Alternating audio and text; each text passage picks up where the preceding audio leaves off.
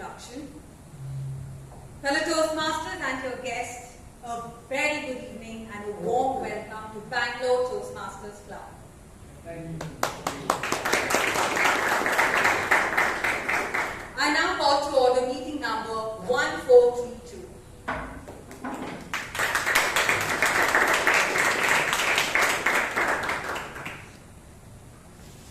Before we go ahead with today's meeting, how about knowing what happened last week? Because last week was really very exciting, with a lot of us on the stage and on the floor waiting to know about some exciting results. And to share us what happened last week, please join me in welcoming our Secretary, Toastmaster Brian.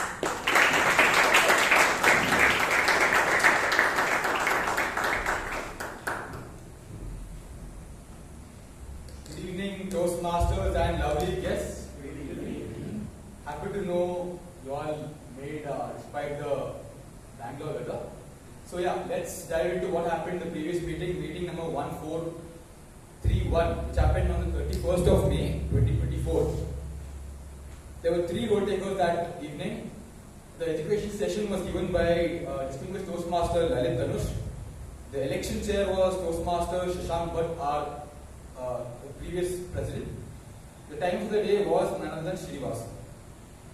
The nominations we received the previous meeting are as follows: President, Toastmaster Jospal, VPE, Toastmaster Sheeb Kumar, VPM, Toastmaster Brian Sudha, VPPR, Toastmaster Punit Surana and Toastmaster Vishal Kumar, Secretary, Toastmaster Prakash Anand, Treasurer, Toastmaster Punit Surana and Toastmaster Taran Menon, SAA, Toastmaster Shreya Sadugol. The winners, the elected EXCOM are as follows: President, Toastmaster Jospal, VPE, Toastmaster Sheeb Kumar, VPM, Toastmaster Brian Sudha, VPPR, Toastmaster Vishal Kumar, Secretary, Toastmaster Prakash Anand, Treasurer, Toastmaster Taran Menon, and Sergeant at Arms, Toastmaster Shreya Sadugol.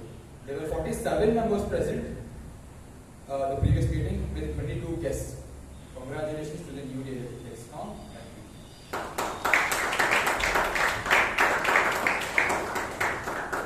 Are there any amendments of the previous minutes of meeting? No. I would now like to pass the minutes of meeting of previous meeting 1431.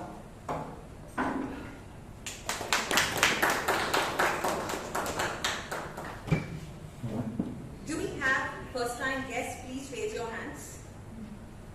Could you please stand and introduce yourself by sharing your name and from which place you're from? Hi everyone, my name is Milan and I'm basically born in Bangalore. So I'm working as a research consultant or as a freelancer. Thank you. A warm welcome. Hi everyone, my name is Sindhu. I am from Bangalore. I'm an MBA student. Looking forward to learn everything. Thank you. Warm welcome. Yes. Hi, my name is Avinash as well and I'm from Bangalore. I moved to Bangalore about 4 or 5 years ago. This is originally from Varanasi, so I got to know about this knowledge in one of my friends. So I thought Varanasi. Nice. A warm welcome. Hey, my name is Anshika and I'm from Madhya Pradesh. I'm new to my study part only, so I'm just exploring with my friend. Today I'm completely able to join the program. This is my very first time. So let's see. Lovely. Warm welcome. Excuse me, ma'am.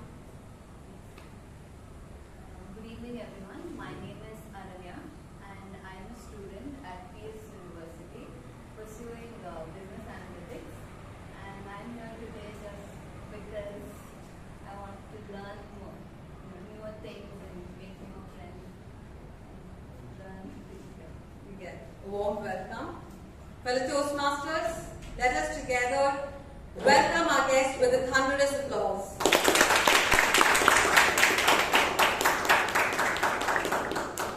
I would request the executive committee to please stand at their respective places.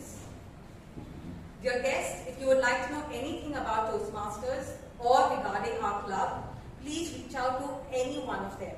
And regarding the procedure how to become a member of Bangalore Toastmasters Club, please reach out to our Vice President Membership, Toastmaster Chaitra. She's here. during the break, and after the meeting is over, she will give you the details and the procedures about Toastmasters and about our club. You all, thank you so much. When this theme was shared, an ounce of prevention is worth a pound of cure, I had heard about this theme before, but never understood the meaning of it so much or the depth of it. And I believe an individual understands a depth of a quote or a very strong phrase only when they experience something in their life. Because I believe most of us are very ignorant in a lot of things, and we never try to know why we do what. Let me share you all a personal story. 3 years ago, my father, he was a big workaholic and he loved driving. He could just drive at any long distance.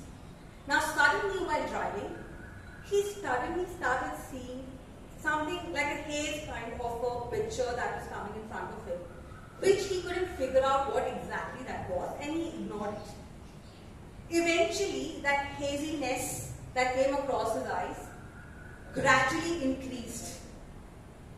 My father, being my father who loved his work, that was his passion, he ignored his health but gave more attention to his work. But then a time came where it literally affected his vision. And we had to seek help. So we went to multiple eye clinics, experts, to understand why is he developing this.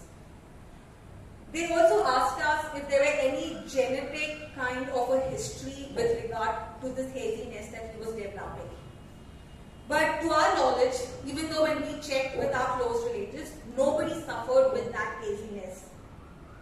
And then as we still tried to seek a lot of help, one of them told us what could be the possibility of this haziness. So during the further scan and check, what we realized that his cornea was eaten up. There was no cornea, and that was causing a blurred vision, a haziness. So he only had a partial vision. And I don't know if anyone would guess why this happened, but let me share with you all why. We celebrate Ganesh Chaturthi very grandly, and we do everything that is required for Ganesh Chaturthi. Now, one of the important flowers that we put to God is, in English it is at least called is Callistophis. I'm not sure how familiar you all are with this flower. It's called Callistophis.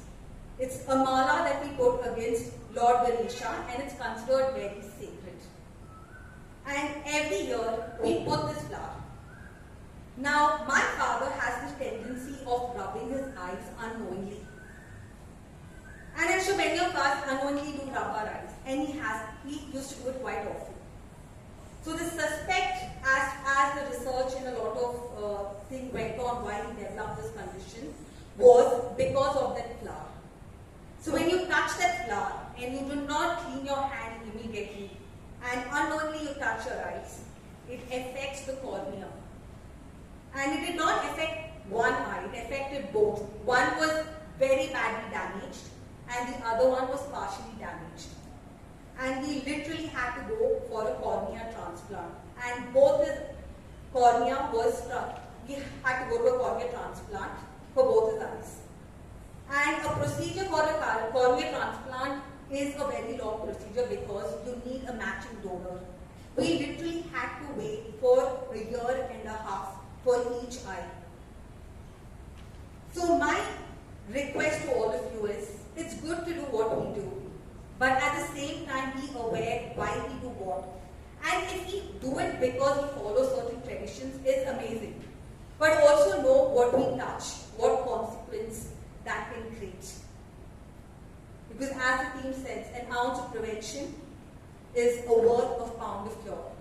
Otherwise, we'll all be going through this kind of a loop, not knowing why what has happened to us, and start relating it to something else. Now let me introduce you to someone who went through life journey, where he was figuring out what he wanted to do in life. He was a little unclear. He took a lot of time to figure out what he wanted to do in life. He experimented a lot. But he wasn't sure what he was experimenting, how fruitful it was.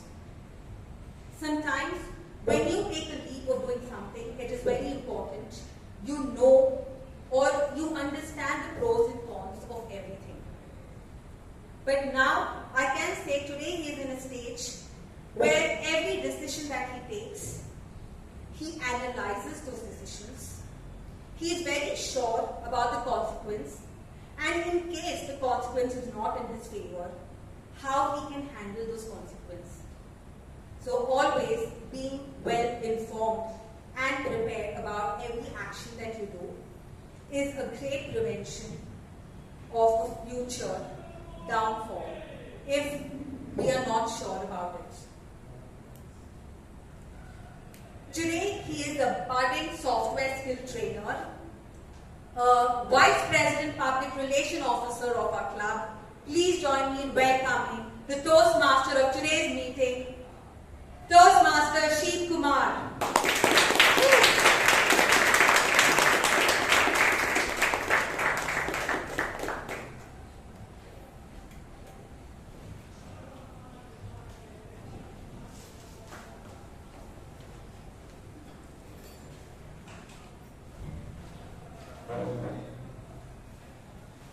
Am I audible? Yes. Thank you, President Toastmaster Priyanka, and thank you, Toastmasters and Akash, for that partial standing ovation. Do you know that our president is called as principal and speech markers? In Malayalam, we call principal. But in my opinion, she is a tsunami. She's a tsunami of persistent and consistent actions. Give a round of applause for our president.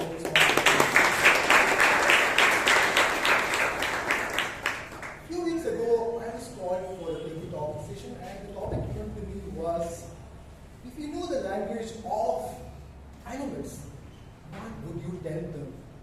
Ever since then, I kept an eye and ear for the animals. And to my surprise, today when I was coming to Gangaadhar, I heard two mosquitoes talking. Mama mosquito and baby mosquito. So the baby mosquito was ready to go for the evening walk, evening flight. So Mama said, baby, come back by 6:30. He asked, why Mama? You know, it's Friday. At 6:30, Bangalore Toastmasters meeting. I just saw Vijayan just stepping into the lawyer house. So what? So if you go there, you can kill baby. Baby asked, how Mama?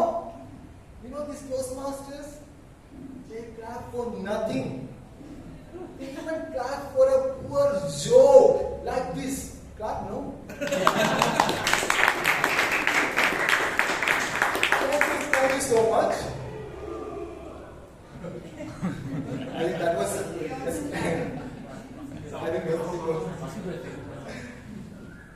Have you anyone seen the movie Semmelweis? Okay. Philip Semmelweis was a physician and scientist from Hungary in the 18th century. He was called the mother of saviors. Oh, sorry, it happens, the savior of mothers. Correct. So why? Because in 18th century there was a dreaded disease called childbed fever. So every mother who gave birth to a child was prone to die in a few days. And the death rate was somewhere around 10%. And Semmelweis observed an interesting thing, that the maternity wards governed by midwives had a very significant low rate of death. At the same time, that which were managed by the doctors had a higher rate. And he also saw that the doctors were coming from the mortuary to the ward. So he assumed that there is something related to the dead body and the disease. So at that point of time, the germ theory was not in effect, and we don't know the existence of microorganisms. So he suggested to wash the hands before coming to the maternity ward. And at that point of time, we never knew about the power of chlorine water, because chlorine water is used because to reduce the smell, chlorine water was used. But this actually prevented the death rate. So something, very common thing which we also did during COVID, right? That is the time I think we all understood the power of washing our hands, and some of us still, even before that, we used to wash our hands, right? So the thing is, right, an ounce of prevention is better than a pound of cure. But for any rule, there are exceptions, right? For this also, look at my condition. Once upon a time, there was a man with a lot of hair. And I took a lot of prevention, nothing. For sure, there is no cure, right? But there are something. And again, the second thing is the accent. Sometimes, how I try, sometimes my Malu accent, just like that Santa Claus is once in a while, comes in. I know it is water, but sometimes I say water. It happens. So the benefit of guess.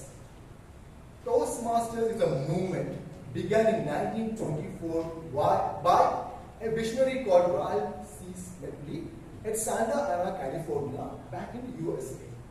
It spread across 149 countries. There are about 300,000 members and almost close to 15,000 clubs. And at any given point of time, you listen, there will be a Toastmaster meeting somewhere in the corner of the globe. That is the power of Toastmaster meeting. And every Toastmaster meeting has got 3 sessions. The first session is like a prepared exam. In exam, based on a syllabus, you prepare and you write the exam. The same way, the speakers come here based on certain guidelines, they prepare their speech and come and deliver. And the second session is just like a surprise test. You have no clue what is going to happen. Even the speakers also don't know what they're going to talk. Definitely when they come here, they know what they're going to talk, which is called a table topic session, impromptu speaking. And the final is, again, when you write the prepared speech, prepared exams, you get the papers right from the teacher. They evaluate the paper and give you directions, sometimes criticism, whatever. So here we have something called an evaluation session, and the evaluation session is headed by a general evaluator. He has got a team of evaluators. And today's general evaluator is Toastmaster Vivek Vijayan. So this guy. I give an introduction when he comes here for his session. And he is being assisted by 3 smart ladies today. What a coincidence. So, before introducing the first road taker, I and my wife had a fight last week. She threw a clock and it hit me. That's when I realized time flies. And she was the pilot. And today, our time manager is someone who's a budding Toastmaster. She is a content writer. She's a Carnatic classical singer. Toastmaster Amshu Gajendra, please read out your guidance of the time.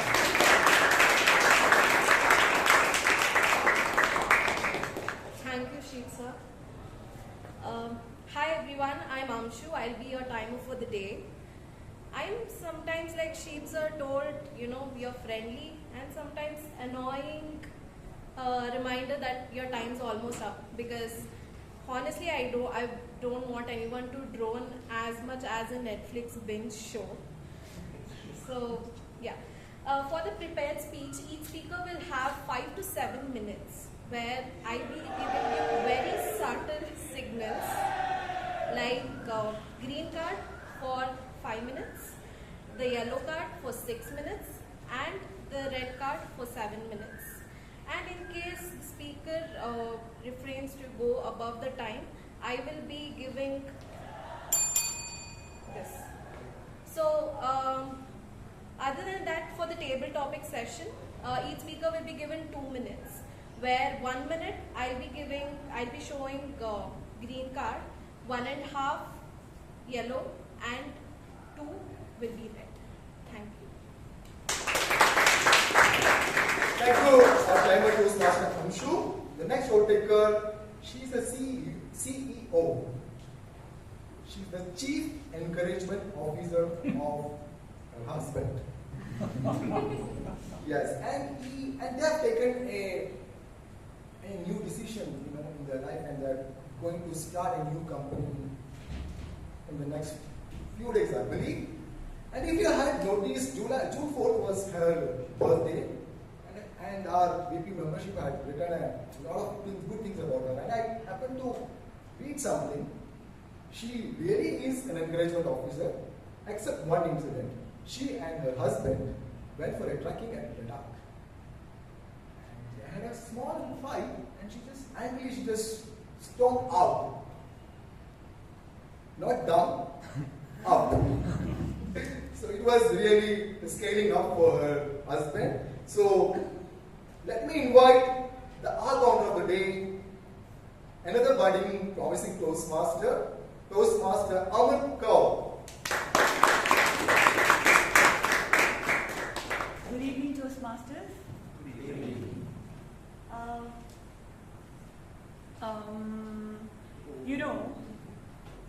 Okay. So such filler words are not so sensitive to our speeches, right? So what we are doing, I am as our counter, will be keeping a track of the filler words used in the speeches and will share the report. Thank you. Thank you so much. Again, I usually make a lot of grammatical mistakes in my speech, definitely. And one time I said, get down from the car. So the grammarian said, it is not get down from the car, it's get out of the car. So that end of the meeting, I was catching a cab, and it reached my destination, and the driver said, sir, get down from the car. I said, it's not get down, it's get out of the car. He said, it's my car, get down. So, to take care of the grammar, we have a person for her imagination is everything. Yes.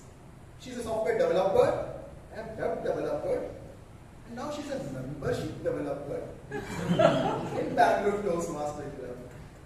Our own VP membership Toastmaster Chaitra as grammarian.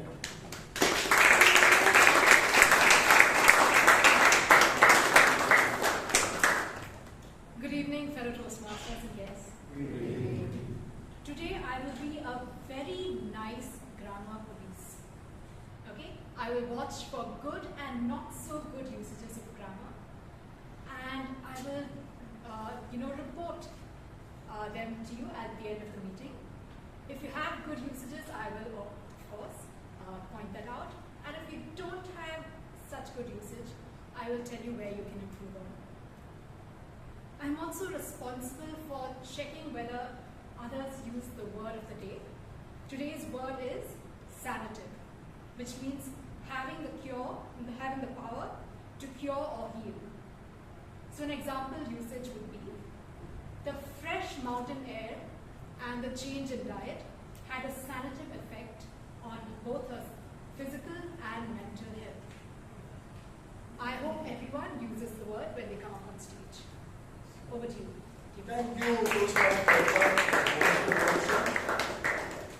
So, Toastmaster guests, are you ready for the first session, the prepared speeches? Yes. A round of applause, please, for all the upcoming speakers. Before I call upon the first speaker on stage, let me call upon the evaluator. The evaluator is a founder and trainer at Staxo Academy. In life, there could be a lot of ifs and buts. But in Bangalore Toastmasters, there is only one but. And that is Toastmaster Shashank Bhat.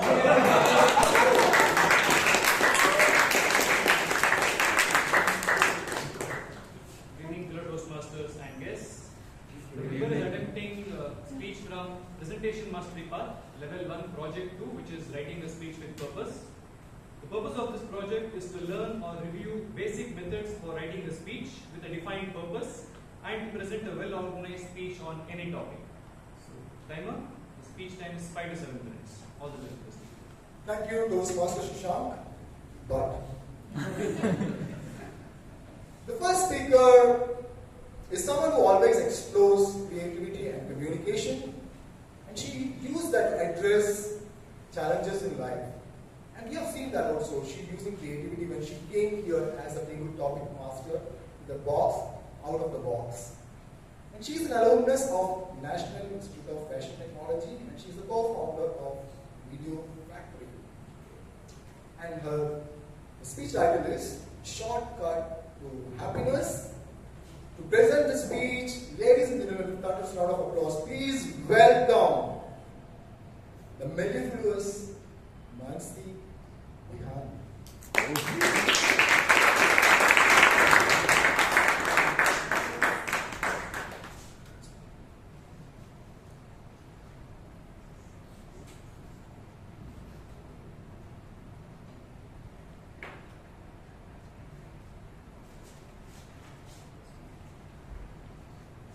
Check.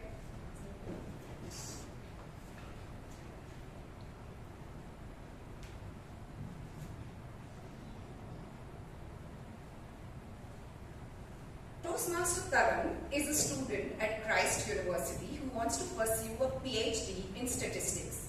When I asked him, why do you want a PhD? To get a good job. Why do you want a good job? To buy stuff? Why do you want to buy these things? To take care of my family. And why do you wish to take care of your family? It'll make me happy. Toastmaster Rashi is a yoga therapist, and when I asked her the same questions, she said she's passionate about getting people fit, and fulfilling her passion would make her happy. Toastmaster Priyanka, as we all know, works for Nokia, but is also the president of our club.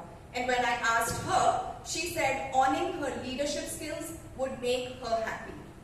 Likewise, if I ask these chain of questions to every single one of you, the concluding answer will always be, it will make me happy. That means whatever we may be doing, we are actually just looking for one thing, happiness. Aristotle said, we choose honor, wealth and prestige because they bring us happiness. But we choose happiness for itself and never with a view for anything else. Good evening, Toastmasters and dear guests. Good evening. Now, let me tell you 3 very strange ways in which people are trying to find happiness.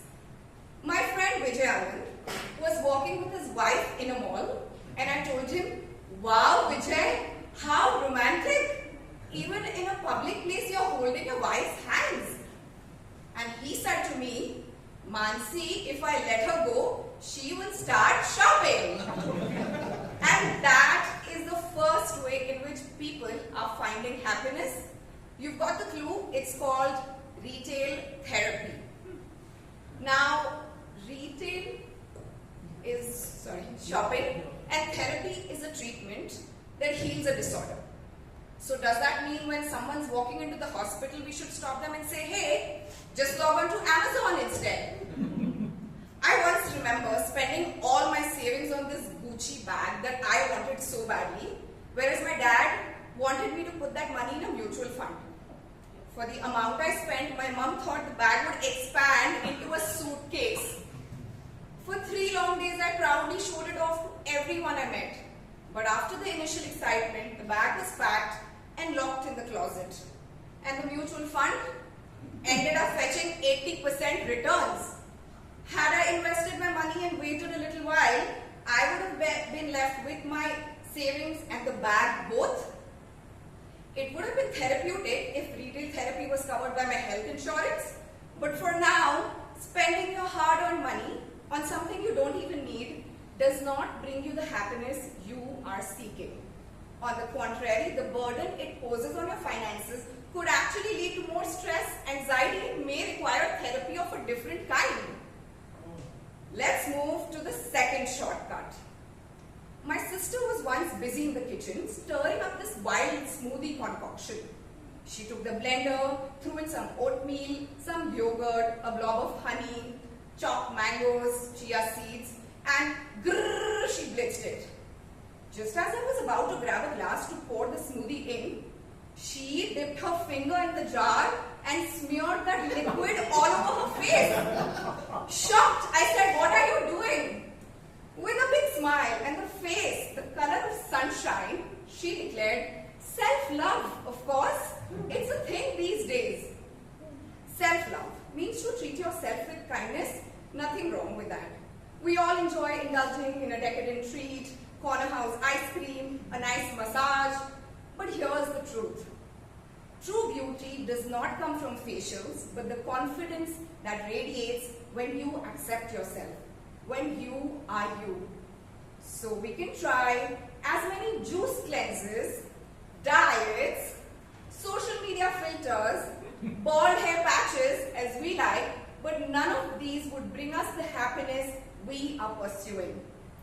Let's move to the third shortcut, wanderlust, which means an irresistible desire to travel. Wander means to move about in an aimless way. From being hunter-gatherers, humans have finally settled into what history calls civilization. Isn't it the very opposite of civilization to move about aimlessly? Aren't we then getting uncivilized? My neighbor was once grumpy, so she went on a 10-day holiday. And guess what? After returning, she became even more grumpier. It looked like even her vacation needed a vacation. She went to find herself. Guess she didn't quite like what she found. I too was caught by the travel bug. Before returning from one destination, I was already browsing tickets to the next. But after climbing the highest mountains or running through the fields, I still hadn't found what I was looking for. I know that's you too, not me. But what I'm trying to get to is that short-term happiness is temporary. It seems extremely exciting in the beginning, but very quickly the pleasure evaporates, leaving behind a sense of guilt, unfulfillment, or an inner voice screaming, "Ye dil mange more." It's like you're running on a treadmill. We can keep running for 15 minutes, even half an hour, and we realize we're in the same spot. Same goes for retail therapy, self-love, and wanderlust. We soon get bored, tired, and they don't bring us the lasting joy we once thought they would. Modern psychology calls these hedonic pleasures. In contrast is eudaimonia. It's a sense of fulfillment when we work on a higher purpose or our sanative goals. Eudaimonic happiness does not come from 2-minute noodles or instant pleasures, but in fact they may be even painful in the here and now, and yet they are so satisfying. And that is why when we work hard on a Toastmaster speech, even though the mind complains, we write and rewrite it, or the body aches, we rehearse and re-rehearse, because the joy we get from it is a eudaimonic delight. As an American opera singer once said, there are no shortcuts to any place worth going to.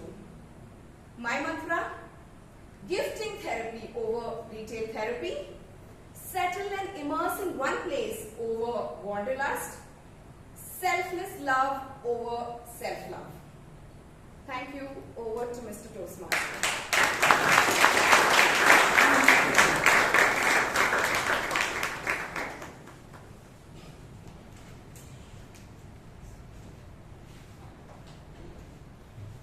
Mansi, district Toastmaster Vijayan has actually upgraded his skill.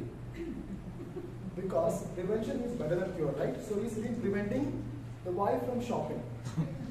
But even if she goes for shopping, all he has to do is just talk to a beautiful lady. Immediately she'll come back from shopping. So I guess before I call upon the second speaker, let me introduce the evaluator. He's an application engineer. He's a storyteller, and he uses storytelling technique to simplify complex technical facts. He has a great grip on Sanskrit language.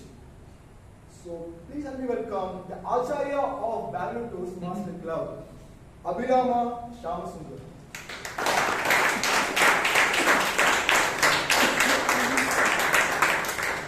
Thank you, Mr. Toastmaster. Good evening, my dear fellow Toastmasters and guests. The speaker is attempting his first speech from the project on evaluation and feedback from level 1 of Visionary Communication Pathway.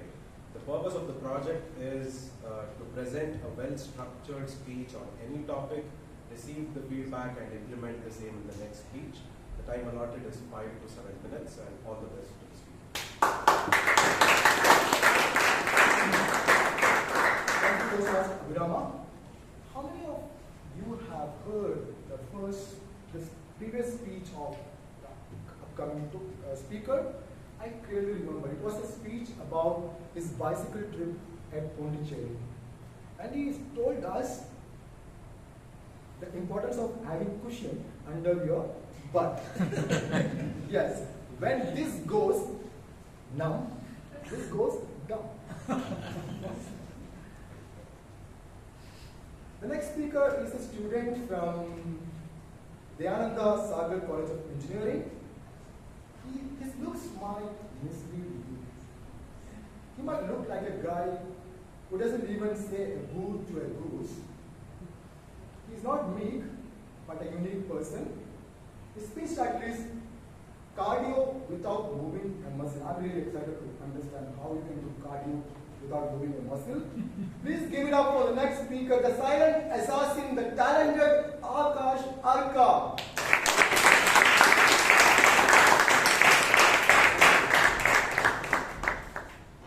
So my family has a motto: the more the dogs, the merrier. I also have a motto which I tell them all the time: the more the dogs, the scarier. So good evening, Toastmasters. Good evening. So whenever you hear the word dog, what comes to your mind? Your beautiful puppy, your dearest pet, or your guard dog, something that's been loyal to you for all this time, a sweet little fur ball. For me, it's totally different. For me, it's a nightmare, in fact. All because of one incident that took place 17 years back. What comes to my mind when I hear the word dog is totally different. So it all took place in an incident 17 years back when me, and a 4-year-old version of myself, and my cousin brother were walking through 100 feet road in Indranagar, deciding what ice cream to buy: chocolate, vanilla, strawberry, when suddenly a stray dog came in front of us and began barking at us. Ignoring it, we continued to walk when suddenly it began chasing us and out of nowhere bit my cousin. So after this incident, you might think my cousin got an eternal fear of dogs and I would have been fine, right? No, it's the other way around. I got that eternal fear of dogs and my cousin is a dog lover now. You might also think, 17 years back, I must have recovered now. No, my fear grows tenfold every year. So, it's almost as if Times of India knew about my fear. It was just last week, an article was published in Times of India. Dogs Day Out. Get your dog to Kabul Park, Sunday morning, off the leash, have a great time. And my dad and my sister are huge dog lovers. My dad owned a dog as well. So they instantly decided that they were going to go and visit this place. Now the best way to face one's fear is best way to recover from one's fear is by facing it head on. So I thought, you know what, I'll also tag along. Who knows, I may not get any palpitation on seeing an Alsatian. So, fast forward to Saturday night, and I was full of anxiety. I could not sleep, not knowing how the next day was going to be. After barely sleeping for 1 hour, the sun rose and I realized my time has come to go to Kabul Park. So, As we began to go near the dog enclosure in Kabban Park, I began trembling. I began getting scared. My heart began to beat faster than my mind could think. And I clenched my fists in horror and I saw a huge Great Dane standing in front of me. The ground is drenched in its saliva. I began to panic. My sister noticed this and she tugged me away to a place that she called was safer. But unfortunately, it was anything but that. You see, when she took me to that place, I noticed a ball was rolling towards me. I wish it was just the ball, because behind it were two huge German shepherds running after it with all their energy. In fact, they were running after it with so much enthusiasm, they ran into my legs. I fell backwards. And there was a golden retriever puppy. It was right next to me. It thought this guy wants to play catch with me. It came towards me, licked my cheek with every ounce of saliva it had. For me, this was the last straw. I was fed up of this and I could not handle being here even for a second more. I got up and within 5 seconds was out of the dog enclosure. As I began to walk, I looked behind and saw a small, cute, husky puppy running after me. Its tail wagging like this furiously. I screamed with that last ounce of energy that I had, attracting the attention of all the dogs and the dog owners in Kabban Park, becoming a laughing stock. Even now, my sister makes fun of me, saying, "You're the only person in the world that can get scared for a few weeks old puppy." Trying to face my fear head on was the biggest mistake I ever made. You know, they say that the dog is a man's best friend, but it's also my best heart rate calculator. So the thing about dogs is, it gives you a free cardio without having to move a muscle. And so that was my experience about how I tried to overcome my fear and came out as a laughing stock. Thank you.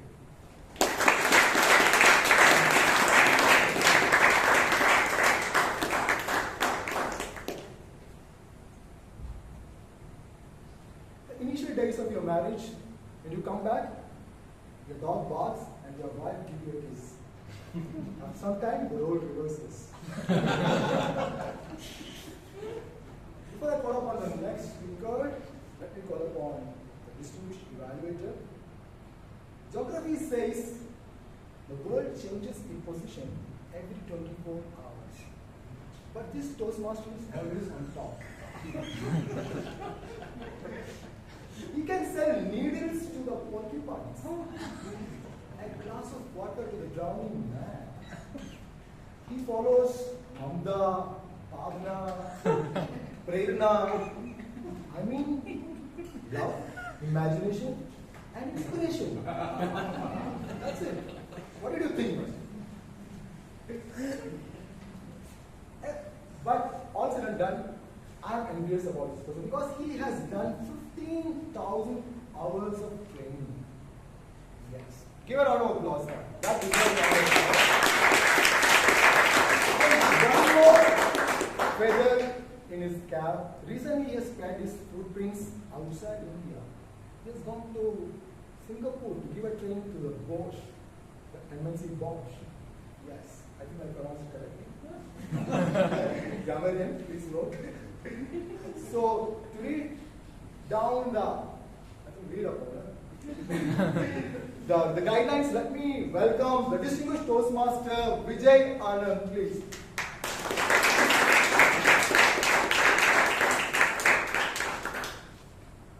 The speaker is attempting a project from the pathway Engaging Humor. It's a level 3, project 2, and the purpose statements are: the purpose of this project is, remember, to practice writing and delivering a speech that inspires others. The purpose of the speech is, remember, to inspire the audience. Time is 5 to 7 minutes. Back to the team. Thank you, Mr. Toastmaster Vijayan. This Toastmaster has been in the arena for about 8 years. And when he joined Toastmaster in the initial days, he had a lot of questions whether I should continue or quit. And this speech is all about those questions which has been coming up. He's trying to give an answer here. I think favorite of everyone, right? A guy who smiles and talks, a great conversationalist. And he is also a C++ guy. I mean, not the software, creative plus. And he is the go-to person for our club. I would say the Mr. Fix of our club. You know, anything we want, we go to him. He'll give the solution. And he's a dreamer also. He's dreaming of going around the globe in 2 weeks. Do you want a million rider? With a round of applause, please let me welcome the fearless, the amiable, and the amicable Abhay Kothari. His title is What Do I Get?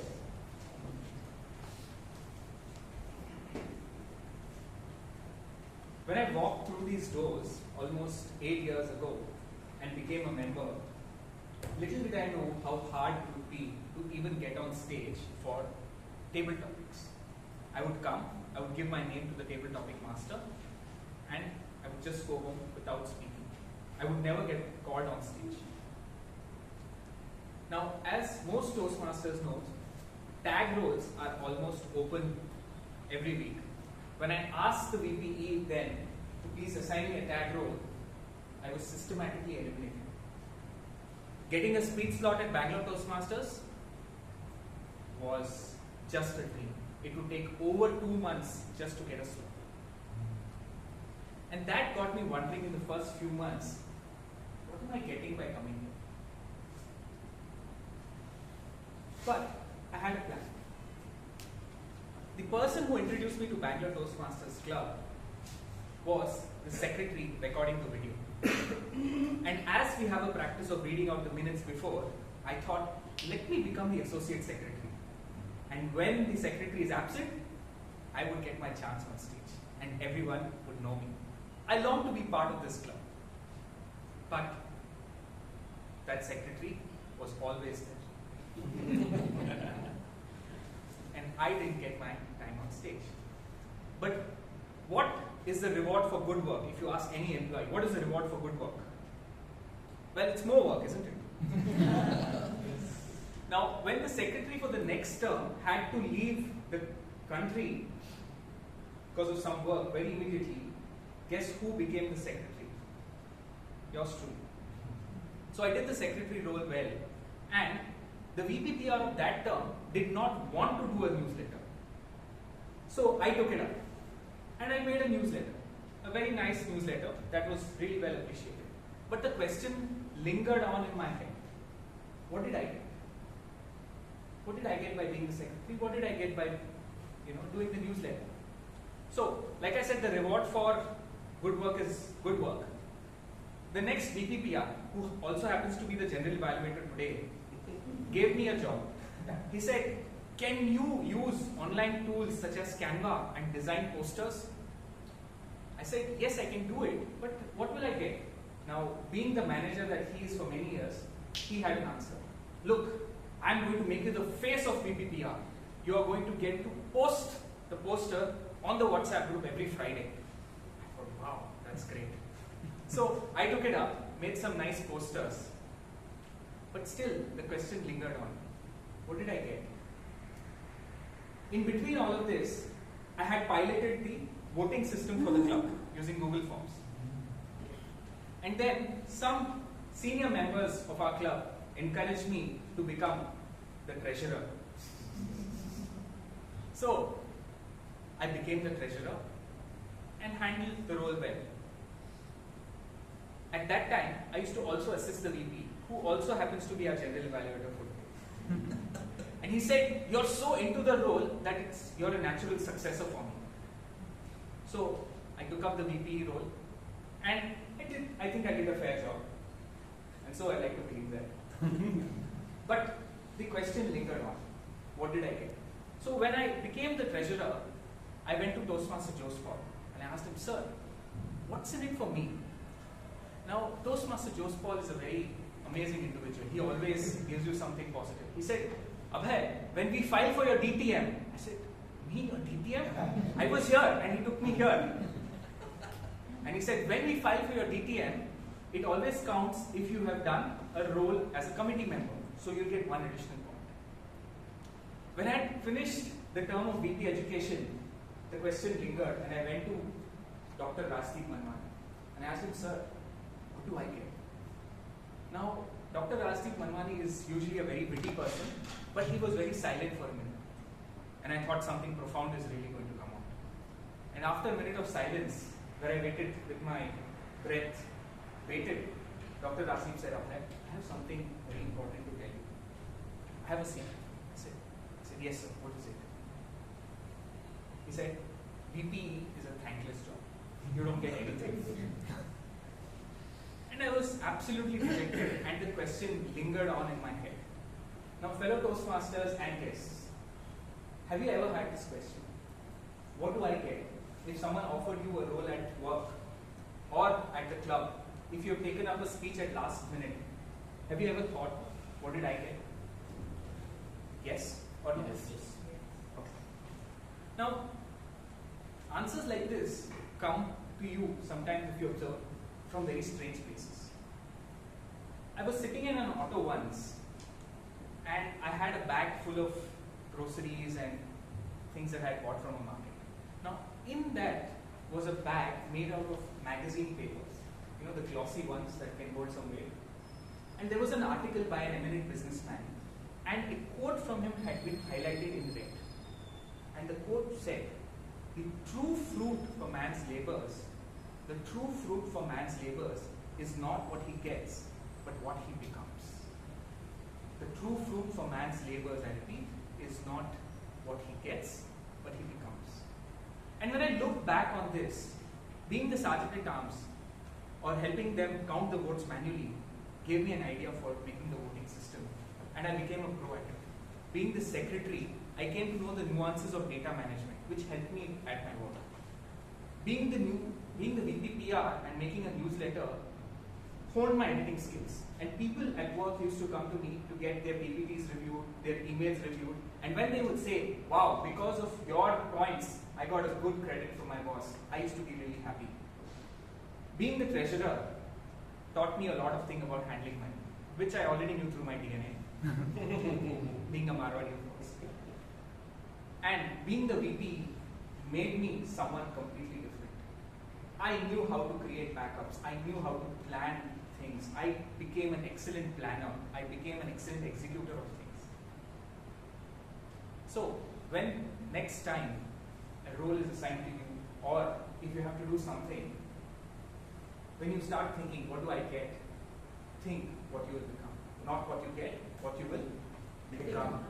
Mr. Toastmaster.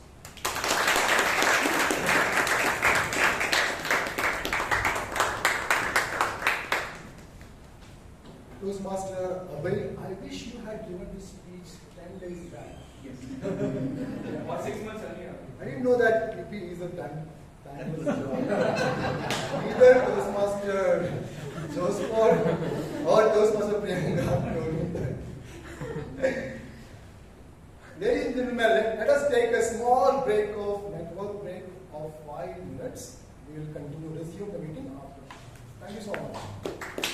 Welcome back, Toastmasters and guests.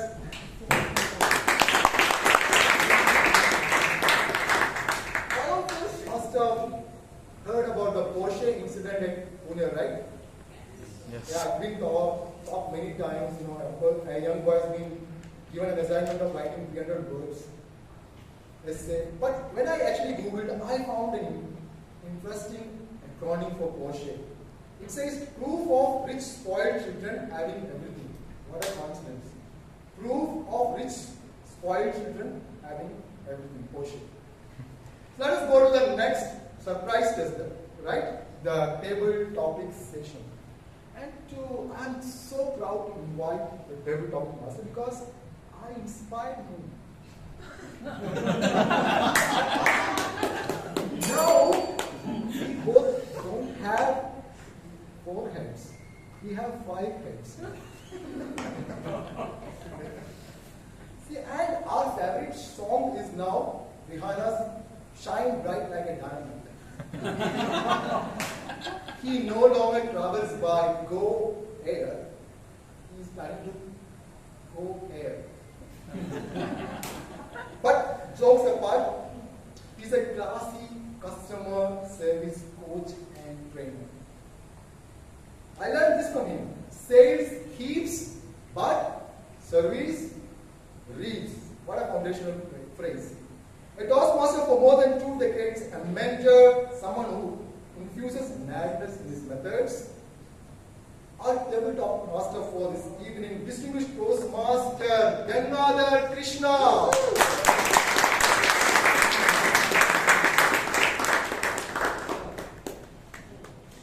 We both are now born on a new moon night with a full moon day. Don't make an eclipse.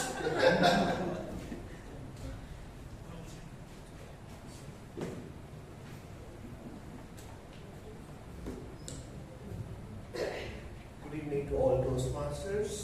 Good evening. Yes. And you can see the bright smile.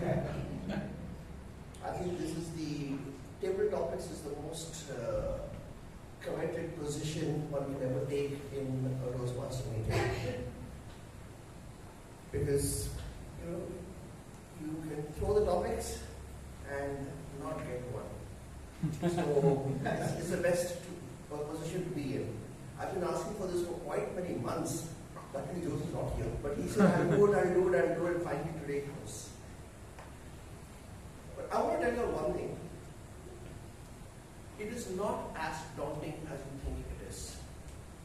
The way I would look at it, today we have less number of people or guests or attendees, which is a blessing in disguise, in my opinion. Because we can do it in the way it ought to be done. And you really have the comfort for doing and attempting a table topic. First, don't get flustered. 2, I'm going to call you and then give you the topic. The way it's done. Alright? Don't get flustered. Give it a 10-second pause. Think about it. Just think that you and I are standing outside and we're just having a chat. Just forget all these people around here and go for it. That's the best way to attempt table topics. Don't worry. You will have butterflies, but don't wait for this green. No, it's okay. It goes on yellow. You can go to red. And we are having 2 minutes, considering the number of members who are going to be attempting table topics today. So, for the benefit of the timer, we should have 1 minute green, 1.5 minutes yellow, and at 2 minutes we have the red. Fair enough? Great. So it's very simple. And one other thing I might want to tell you is I have made all attempts to club table topics where we have into certain amount of similarities, in the topics. So if you're attentive, you can also start thinking what might be coming in, next kind of thing. It could, set you thinking on certain lines, the ways you take it forward, and how to attempt the topic. Alright. And to start, I'm going to call somebody who's like a seasoned Toastmaster rather than somebody getting a new person on stage here, which is not fair for the person. And so, let me call Toastmaster Anand.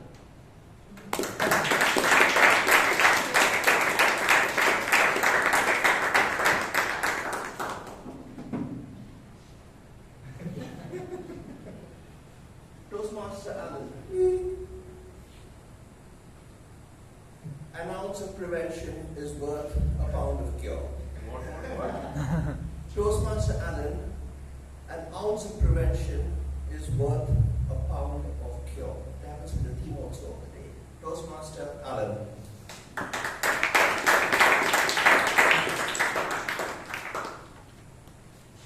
Thank you for that topic. I personally don't agree with the topic because I think, in life we play it very safe, right? When you look at your own parents, they've come up the hard way, and strangely enough, they want to protect us, thinking that's the best for us, right? But I've realized that over time, that doesn't do you good especially when life hits you like a truck, when you suddenly move from college and suddenly you're expected to be an adult, right, with all the responsibilities possible. And so I think that, prevention, is not something that I would ideally look at. If you were to ask me, and if you see a lot of, taking a leaf from Abhay's, talk as well, sometimes your failures, your learning experiences, that's what defines you. And if you play too safe, I don't think you're going to go very far in whatever you choose to do. Bye.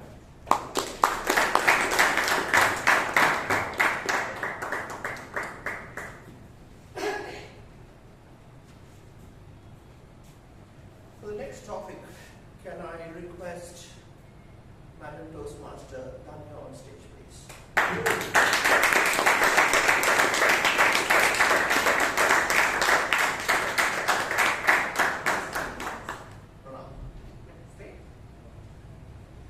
Madam Toastmaster Tanya, it is better not to try rather than to try and lose. I repeat, it is better not to try rather than to try and lose. Madam Toastmaster Tanya. Very tricky one there. It's better not to try than to try and not lose. Definitely, I'd never try if I think I'm going to lose. Try and try only because you are going to win. If that winning is not in sight, why would anybody even try? Except when I sing. I think my daughter's there and she's laughing at me. She's like, don't even try singing, Mama. I'll be the first one to exit. But yes. So I try and try. I try and try to not sing. And she tries and tries to make me sing, okay? But yes, we're talking about winning. So every time you talk about moving forward for me, it's about winning. It's about, I think if I've been, okay, don't look at me and make judgmentals now, but I used to be an athlete when I was younger, so that's there in my blood, and I'm like, you have to reach the finish line, Danya, and you have to run with an attempt that you're going to reach the finish line as a winner. There's no looking left and right when you start. You have your focus, you set your goals and move, and I say, yes, do not get into anything because you think you are not going to win.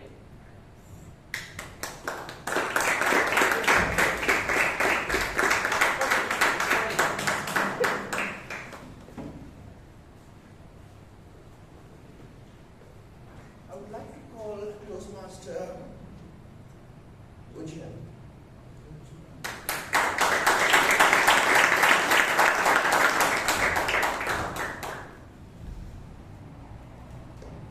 Toastmaster Vijayan, is talking to yourself an act of madness?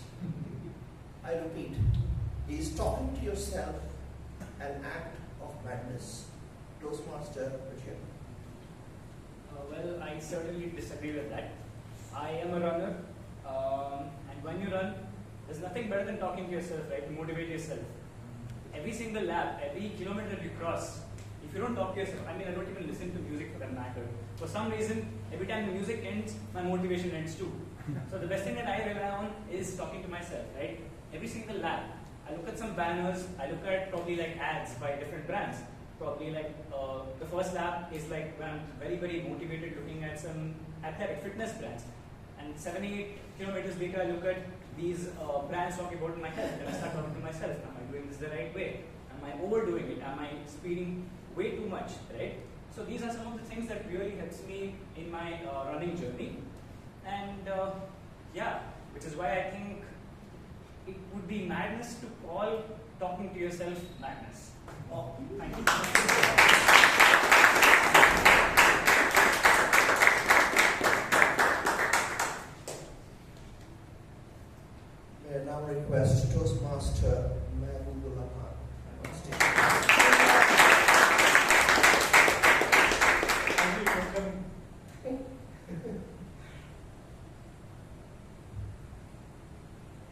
Toastmaster Vilakkumadathil, it is important to do what you love or love.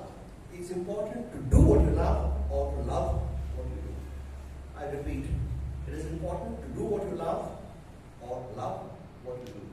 Toastmaster Vilakkumadathil. Well, the whole world runs on only one thing, love.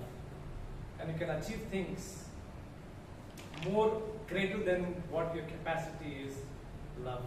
If you have love, nothing matters to you, and you can conquer the biggest fear of your life. So it is very important. You should love what you work, or the work, whatever you do, you should love it. Otherwise, if you do not love what you work for, or what work you do, generally you're not doing justice for two people. One is for yourself, and one is for your employer or your customer. Because when you don't enjoy, or if you don't love, automatically the result will not be to your liking. So it is very important that you should love your work. Thank you.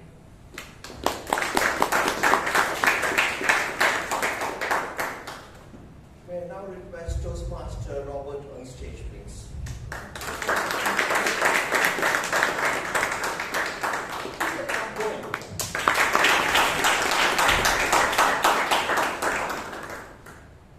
Toastmaster Robert, is it okay for men to cry? Your thoughts, please. I repeat, is it okay for men to cry? Your thoughts, please. Good evening. Good evening. I don't cry. I mean, you would have. The only time I cry is while cutting onions, or something got into my eye, or I have a lot of cold, and the liquids are coming out. But women do cry, and somehow not always is genuine. We know that it is sometimes crocodile. It's a potent weapon. It's a potent weapon that they use to get things done. But yes, if it's a genuine emotional outburst, right, something that resistive anger or fear or depression that they're letting out, yes, then that is good. That's a genuine emotion. You can always cry out as one way to do it. Now, if that is the case, men also can cry. Men also have a right or a need to let out their emotions, right? Their depressions, anger, whatever it is. Now, there are some men, I believe, or at least I think, I can seek resolution from within me. If I have a problem, I have a depression, as the previous topic was, if I can ask the question to myself, right, and over a period of time, maybe within a week, or even overnight, over the sleep, I get a solution to it. So if you are able to talk to ourselves and find a solution, whether it's men or women, we don't need to really cry it out. It will just come. You can always solve a problem. I mean, if that is also not possible, you can always go to a guru or a saint and a higher evolved person and seek solutions. Then you don't have to cry. But if nothing is possible, you're not able to find a solution to yourself, you're not able to find an appropriate person who can solve your problem, just cry it and get it out, be it men or women. What is the problem? Thank you.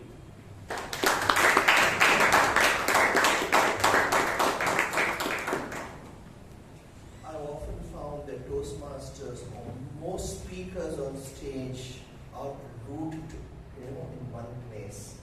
So that gave me a thought, and I would like Toastmaster Vijay to share something similar.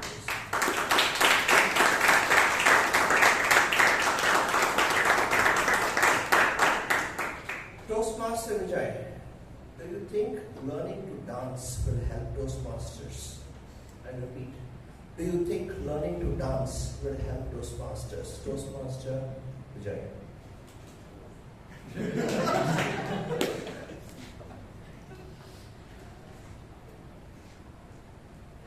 So, just we heard the outburst of emotion is crying. Similarly, there are different emotions. The different forms in which the outburst of emotions can be. One of the forms is dance. So I do believe that Toastmasters should embrace dancing. Because if you want to have a variety in your speech. I'm sure most of them who come on stage are dancing with it. But it can be due to nervousness. But if you bring that into a dance form as you're speaking, so there will be gestures, so the evaluators will add that as your positive. And along with that, you reduce your tone. Like say, like all those evaluator things, what they bring about is a form of dance. Like you can put it into a dance form and then make your speech very colorful. I remember like one of this icebreaker speech, I think several years ago, when one of the Toastmaster came here, had a big piece of thermocol with him. He actually started waving because it was an icebreaker speech, and suddenly he broke it. That was the icebreaker speech. So this way, like you can introduce dance form, create a kind of enthusiasm, kind of attraction. Like you can make the audience attentive towards your speech, draw their attention, keep them to the end of the form. So any kind of a dance form, it can be crying, dancing, or anything, which can help you benefit to output your emotions. Like speech is a form of conveying your emotions. It is definitely helpful. So everyone, irrespective of Toastmaster, should embrace dancing. Back to you.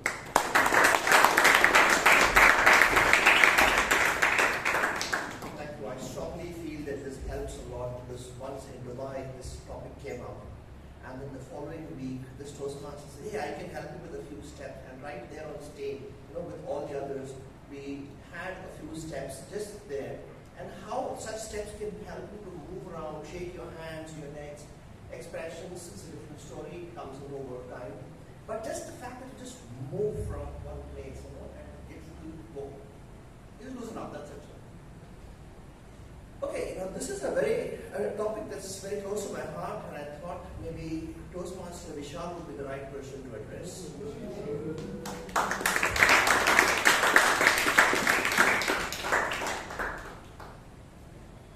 Toastmaster Vishal, do you think compulsory military service is required to discipline the present youth? I should repeat. Do you think compulsory military service is required to discipline the present youth? Toastmaster Vishal.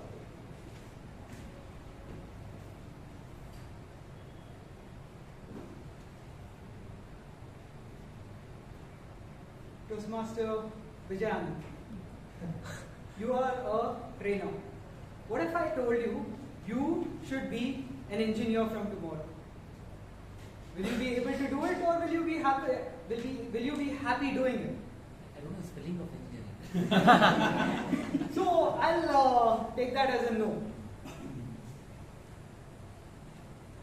Madam President, you work with Nokia, but tomorrow I told you that you will have to be a combat diver. Will you be able to do it?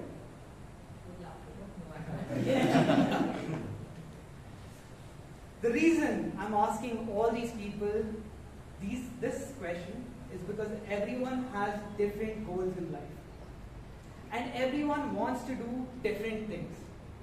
Now, serving your country is something that is very, very honorable. But can everyone do it? Yes, but through their own path. Not everyone has to serve in the military. And we can take examples of countries that have compulsory military service requirements of how that is not working out. Many people who have connections get an easy way out. Why don't we focus on schools? Why don't we focus on working on discipline at home instead of asking everyone to join the military? So that is where I stand on this topic. Over to you, Toastmaster.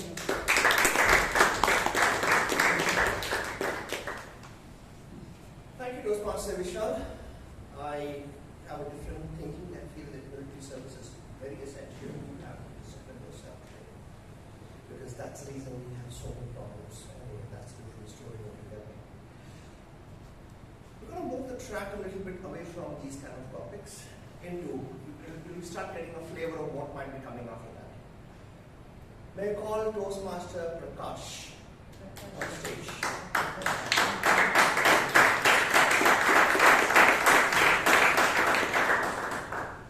Toastmaster Prakash, not bringing personal mobiles to work will increase productivity.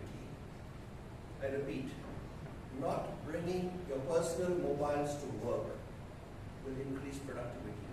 Toastmaster Akash. Good evening, dear Toastmasters and guests. Good evening. I think it will be a big change. Just to think about that, I am nervous. Not being able to use my mobile while I am working. I think that is the boost for me to work.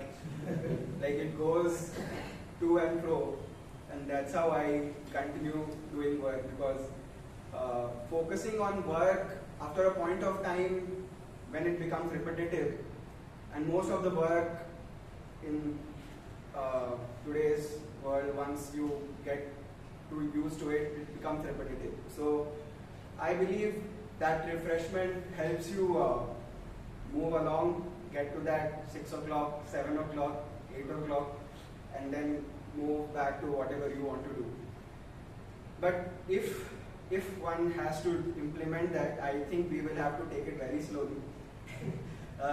Because I think people are going to go mad if we try to implement it. And I don't think it is going to happen. That is also my take on it. Because again, I think it's part of our nature today. It's kind of third hand for us. We are part of a digital society, and we have an identity in our society. So I believe I will not want to implement it, and seek measures on how we can manage our digital presence while improving our productivity at work. Thank you.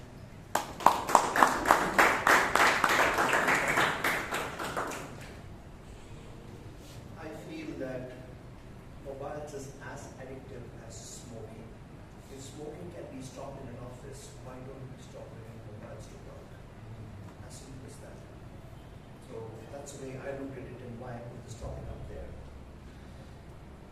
For the next topic, I would like to call Srinivas, who's on the second row sitting.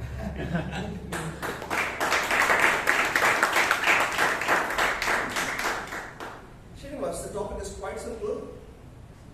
Smartphones and dumb people. I'll repeat. Smartphones and dumb people. Toastmaster Srinivas. Good evening, Toastmasters and my dear guests. Good evening. Smartphones and the dumb people. So recently I had a chance to visit ISRO and HAL in next consecutive days. It was around 100 acres land, out of which ISRO and HAL are very close by, where we have to hand over our smartphones at the entrance of the gates. The security will take away all your electronics gadgets and metal items, including your measuring tapes, because that might come harmful to the people in campus. So where I noticed why ISRO is so successful, why HAL is so successful. Just now, as Ms. Prakash mentioned, it is impossible or quite daunting to cut down our smartphones at work. So whereas in ISRO, they allow only your basic phones just to communicate, not to do any WhatsApp messages or Facebook chatting or even chatting with our girlfriends too. So that's how the smartphone era is mostly hindered in government or the people who is looking for productivity or increasing their capabilities at work. They're allowing only basic gadgets to work on. With small take on note of that, I request everybody to attentively seek on the people talking rather than WhatsApping, surfing on internet. Over to you.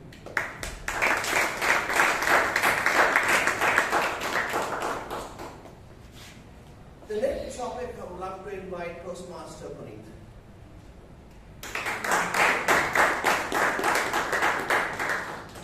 Toastmaster Puneet, thanks to the keyboard, I have forgotten how to write. Thanks to the keyboard, I have forgotten how to write. Toastmaster Puneet. When I was in my 10th standard, I'd failed terribly. I had a history of failing in my school.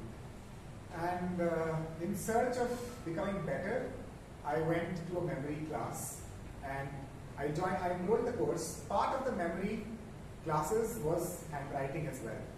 And that's how I got introduced to the world of graphotherapy, which is the application of handwriting analysis. You must have seen a friend who analyzes your handwriting and tells you things about you, attributes, traits, strengths, weaknesses.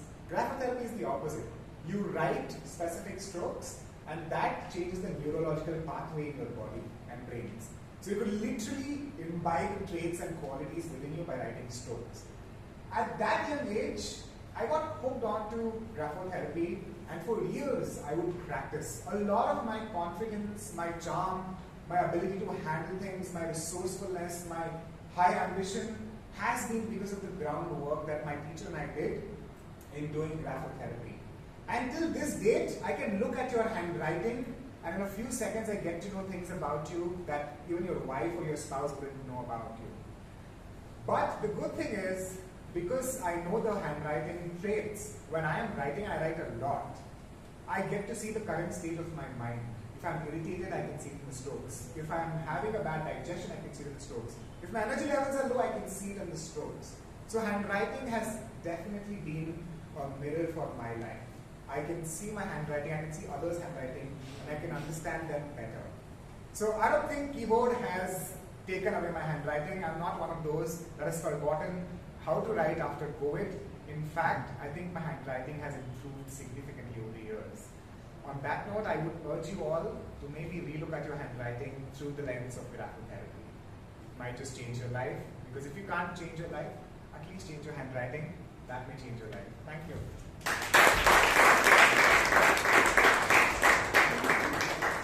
It's so very true because I know a lady who was 92. Till a few years back, now she's having Alzheimer's, till a few years back, she used to write every day a page or two. And she had such beautiful handwriting. And from there I imbibed her, where I started writing at least a page every day. Because when you're on the keyboard, your thoughts go as fast as the keyboard you can type. When you start writing, you have to slow down your thinking. And that is beneficial in its own way. So it helps a lot when you can consciously write that A, B, and C. And what's more frightening is how the kids are going to come up with. Anyway, let's forget all that and let's call Toastmaster Srinivas on stage.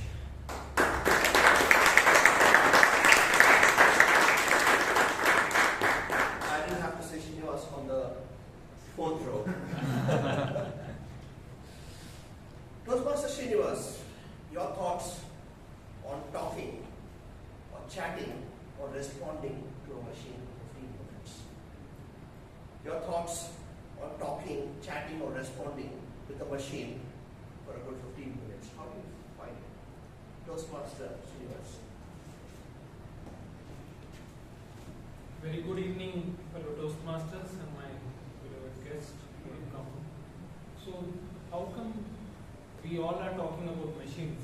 And in this digital world, I think we see it every day that we may be speaking to a machine instead of some Militia, or all those stuff. But they all must be a bot, right? And many times it has proven that the machines are able to respond to the emotions even better nowadays. So I feel most of the chattings which you people are doing with Instagram or with Facebook may be a bot, and we may be interacting with a bot, and bots are replying. And there, I have seen a recent article in Japan or in Korea. People are speaking to a friend and conversing with them because there is no actual friend for them in their life. They are hiring friends to talk. People are going to digital world and speaking to people and understanding how are you feeling about your emotions. And that says what is your state of mind. You are lonely in your life and you need friend, but you don't have and guts are to go and speak to people. So I feel all of you one day or other are speaking to bots, if not chat support. You are thinking that the chat support is some great girl, a great boy, but ultimately you are speaking to the bots, which are machines. That's the reality. Thank you. I would love to ask all the guests, did you think table topics were so daunting and so difficult? Any guess? Was it difficult?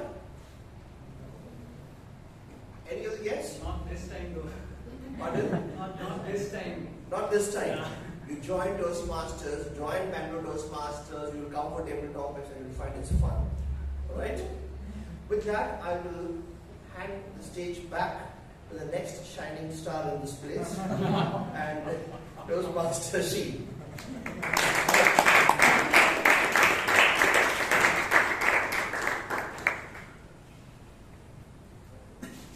Do you agree that the topics were profound? Yes. Yes. See what hairstyle can transform a person into a person, right?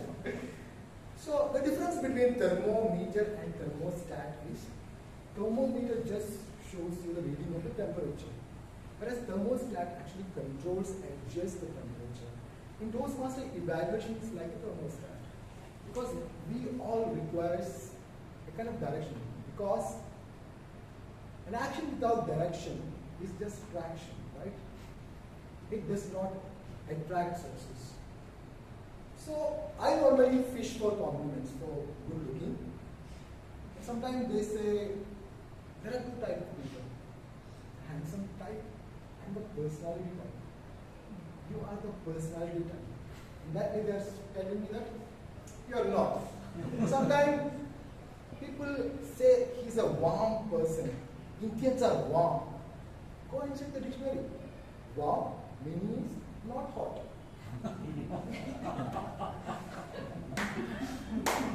So Plutarch says, I don't need a friend who changes when I change, who notes when I know, because my shadow does a better job.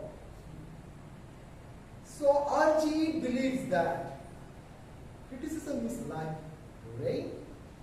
It should be gentle enough to nourish a person's growth without destroying his roots. For him, I think he's a 3D person. Discipline, dedication, determination, no. Data, data, data. That's what he is. And an accomplished data engineering leader is quite passionate about science, particularly physics. He is the pillar of Arka. This is my opinion, personal opinion. He's a full-time general evaluator of Arka. Always corrects and directs us like a mirror. He's a killer too. He doesn't mince his words. A man who calls a spade a spade. To lead the general evaluation, let me call upon the pillar and killer of Bangalore Toastmasters Club, Toastmaster Vivek Vijayan.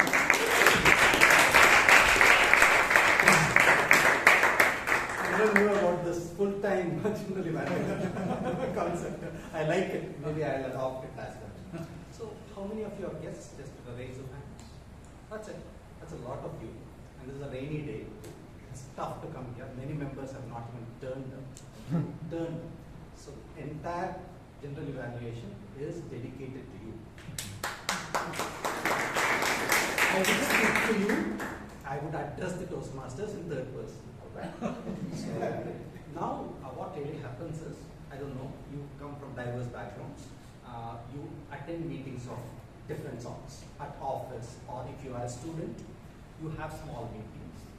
So meetings can be as big as a campaign meeting that recent elections had, or as small as a alumni meet, okay?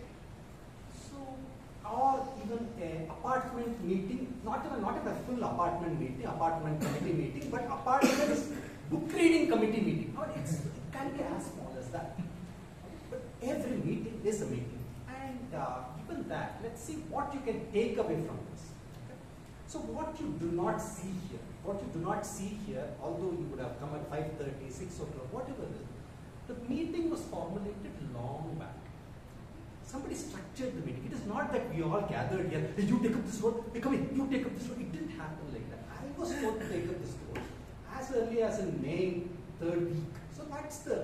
So you structure a meeting. And when you structure a meeting, keep the meeting a structure, it's much more difficult because you have to think, what should be the right combination? Now, you had somebody who was, got a lot of humor in him. So, if everybody is humorous, then you do not know, it doesn't gel well. So, you have to have the right combination of people.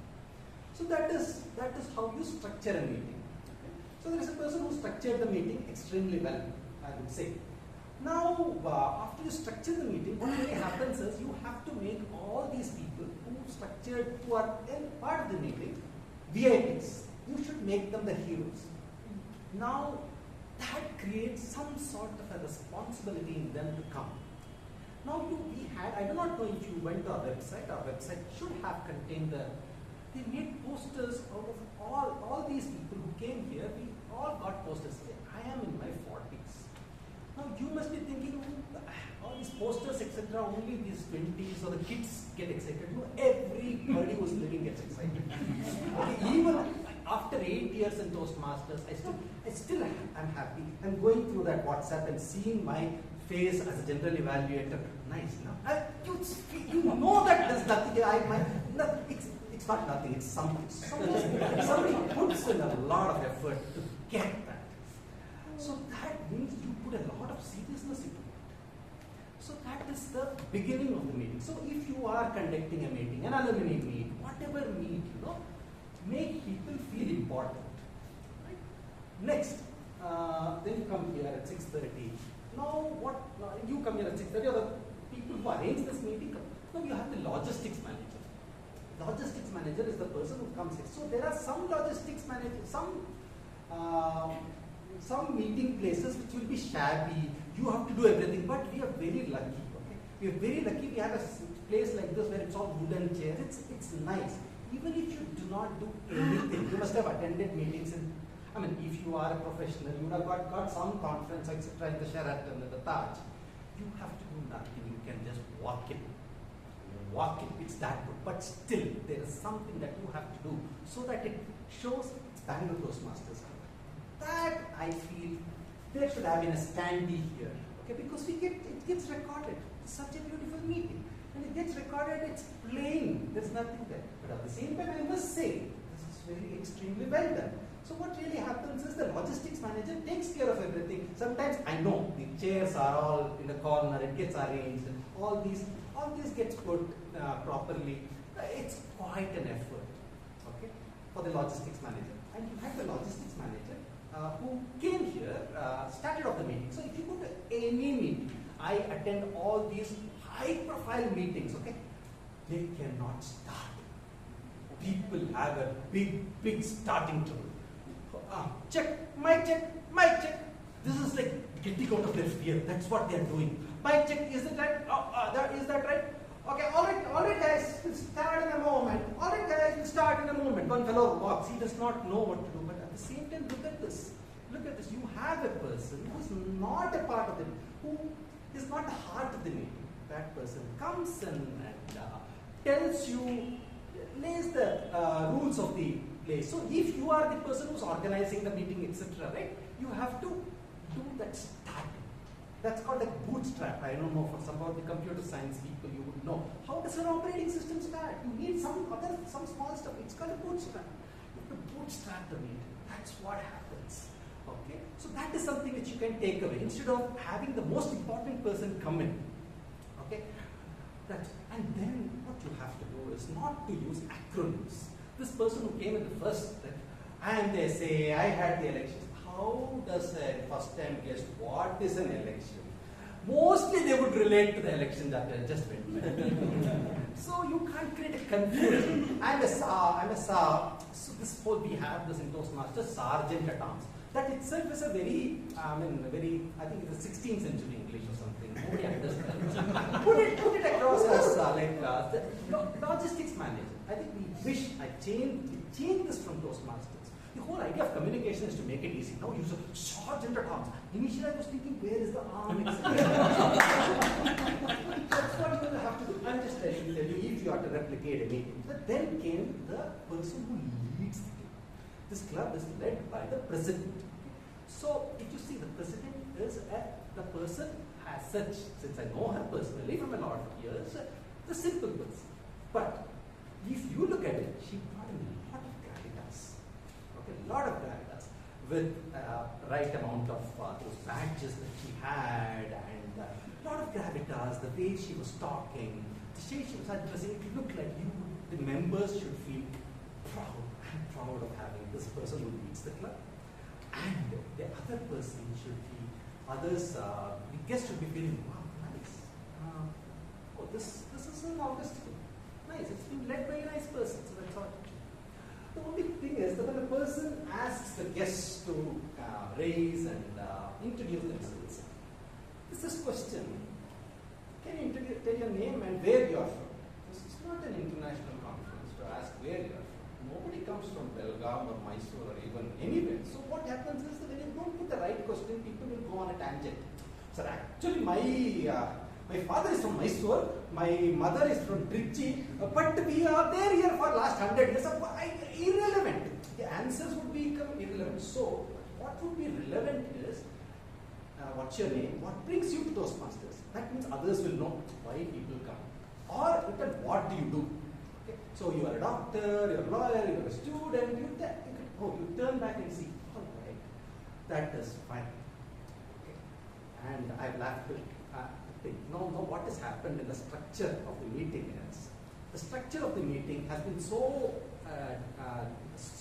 well defined that there is only a prescribed time for me to talk, okay, not to talk before I call the other people in the evaluation. So that is the reason this timer is raising the yellow color. This is a lacuna in the meeting. This is not right. This removes my creativity. As long as I end at 8:30, it's fine. So this is not being, so that's again, she is a new member, she has to be educated about it. Otherwise what happens is that the flag keeps going up and down for no reason. So this is entire, I have time till 8:30. I can put whatever comes in the back, comes in the beginning or the end. So but if you educate a person in the reverse way, then you can actually put a chat GPT instead of me. It can keep telling and exactly time it. That's not what we want. Sorry, Amshu. So that's the whole reason why how this over-structuring of a meeting becomes that you don't need anybody, you can put a machine. That's not what Toastmasters is for, right? Or public speaking as such is for. So now let's get into three evaluators, one after the other. Toastmaster Mansi's speech was evaluated by Toastmaster Shashank. But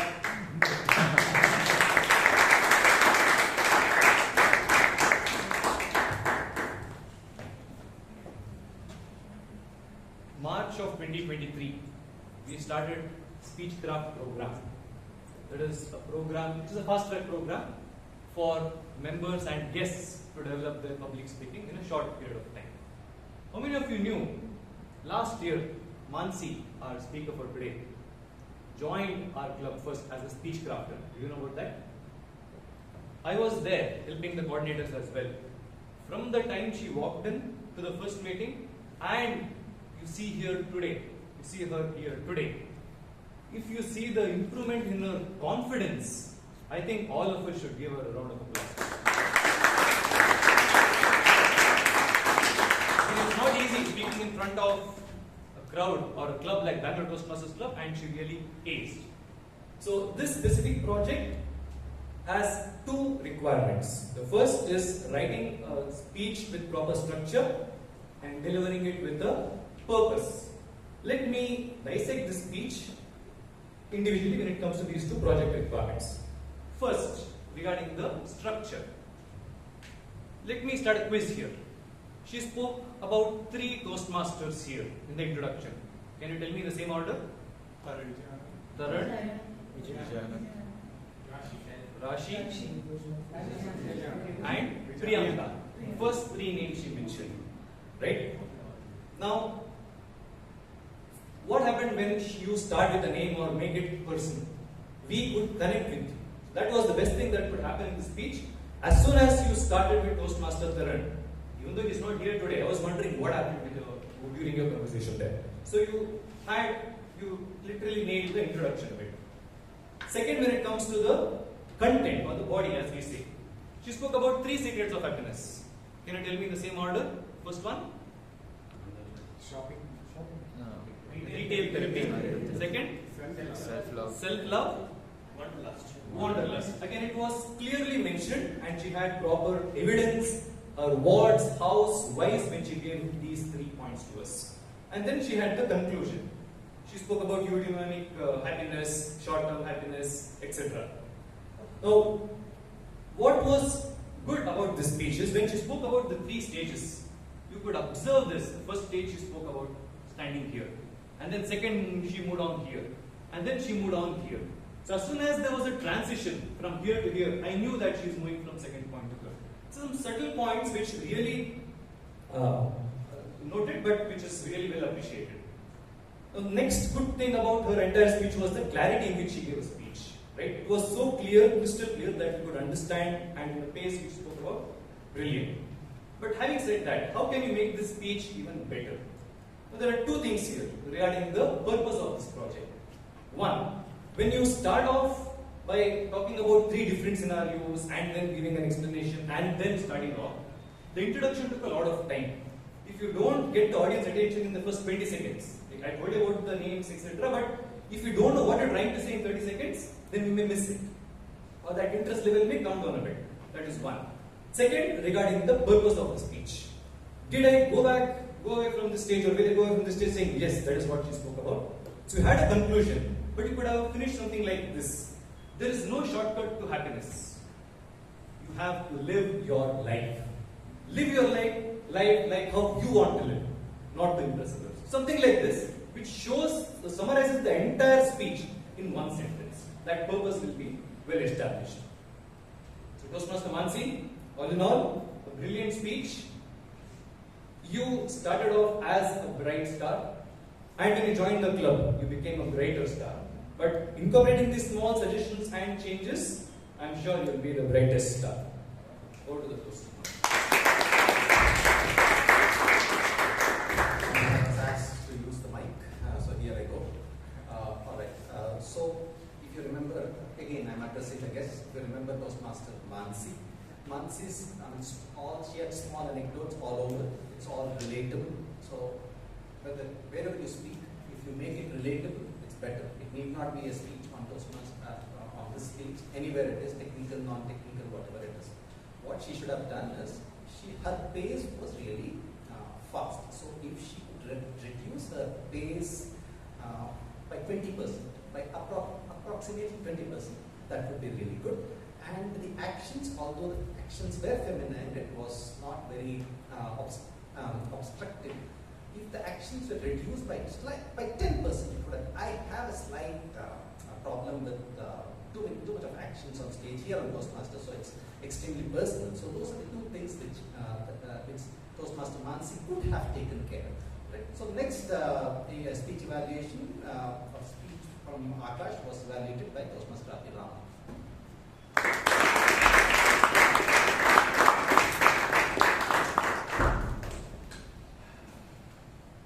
Good evening, fellow Toastmasters and dear guests.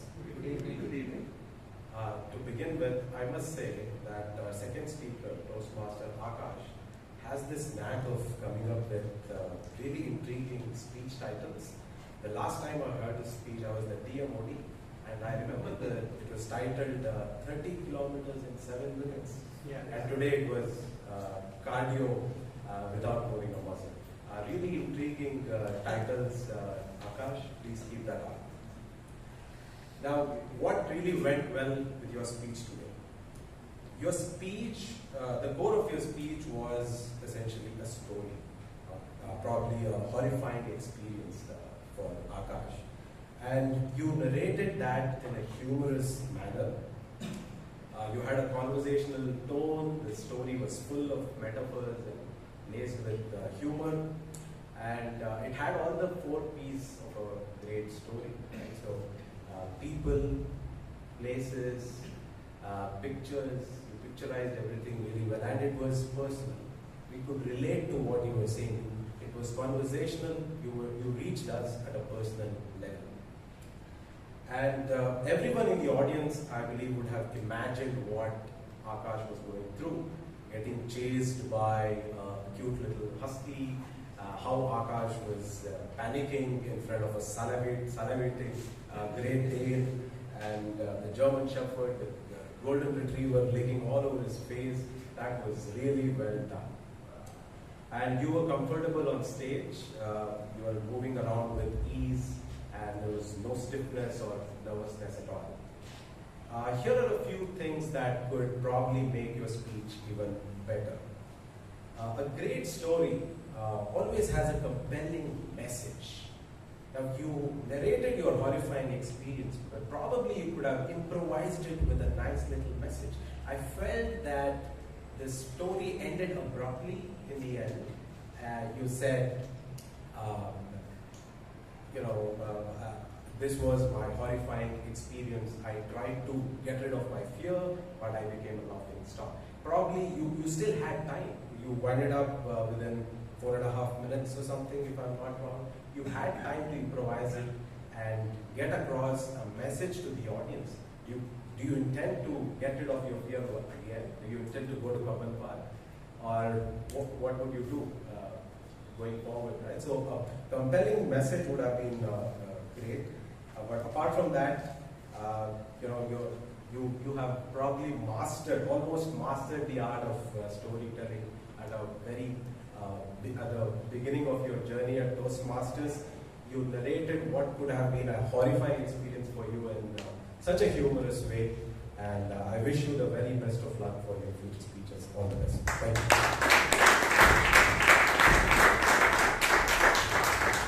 Thanks so much, Toastmaster Abhirama.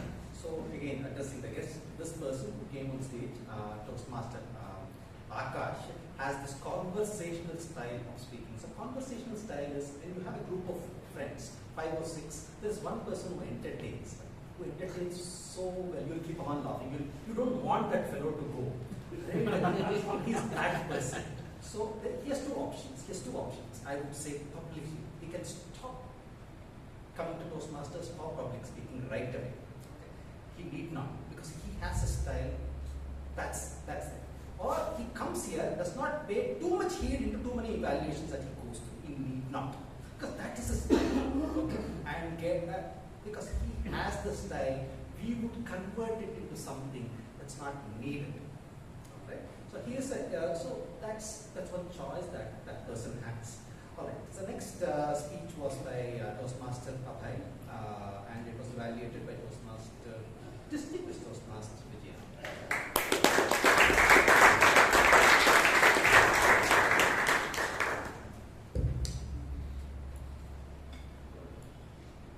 I'm sure all of you agree with me that we have problems in life. Perhaps we get bored doing the same thing, or maybe we have conflicts that are unresolved. I just mentioned a few things where human beings across the globe need to be inspired. Do you all agree with me?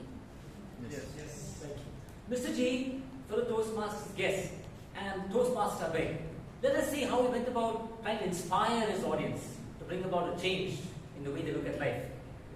Toastmaster Abhay, I thought you did a fantastic job by asking us to move from what can I get from Toastmasters to what I can become. And any inspirational speech, like this, the preceding value mentioned, has to have a foundational message. I thought that was your defined purpose goal was excellent. Second, any inspirational speech must have personal stories, which you did plenty of your Toastmasters stories, and also one incident which came automatically regarding the auto, the paper and the auto. Well done. Third, interaction with the audience. Yes, you asked a question. If I were in your place, perhaps I thought there was room to ask more questions from the audience, involve them more. There I thought we missed out. And this project also calls for, because the pathway is engaging humor, to have humor. And Toastmaster Abhay, you did have subtle humor, which is good. Now, let us see where we could perhaps raise the bar and be more inspirational as a speaker. First is the emotional arousal or the emotional appeal. Very, very important in inspirational talks. Now, broadly speaking, 4 emotions: anger, sadness, happiness, and fear. Now, for your place, anger. Friends, you come to Toastmasters 2, 3, 4, 5, 6, 7, 8 weeks, 3 months, 6 months, you don't get a speech slot. How will you feel? Frustrated, right? That's how I felt. Anger. Now, after coming Toastmasters for 2 months, I was going back home. I was wondering, did I make a mistake joining Toastmasters? Sadness. Just a few emotions you could arouse in the audience. Now, to bring a positive change, you have to aim for the head and the heart. You have to have logic and emotions. Logic. I joined Toastmasters 8 years ago. I was not this confident. Now in Bosch, senior manager, right? Or more? Manager. But we joined, not a manager, right? Associate. So you can tell the audience what I became after joining Toastmasters. On the personal front, I came in as a bachelor. Now I'm married for 2.5 years. Now what did I get from marriage? No. I have become more caring, more compassionate, more empathetic. Not that you were not before marriage. I've seen you from 8 years being right. You're all of that away, but more of that. Now the ending, it has to be powerful and emphatic. I just thought it just ended in a good part. Message was excellent, Toastmaster Abhay. The way it was delivered. Delivering the content is important. Content was excellent. Delivery. You give us a powerful message. Anytime you take up a role in Toastmasters, don't ask what will I get. Ask what will I become. Therefore, that manner will have more power. And just not Toastmasters, you could have other walks of life. Not for a role in Toastmasters.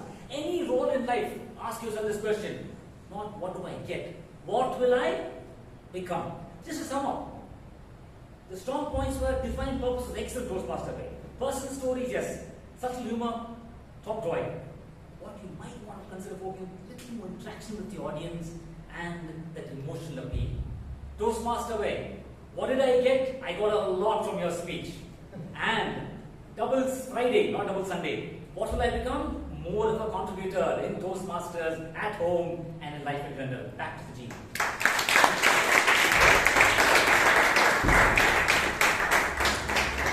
That was almost a master class on how to use vocal variety to emphasize your speech. I have nothing more to really add or nothing of that sort. So let's now invite the timer to provide her report.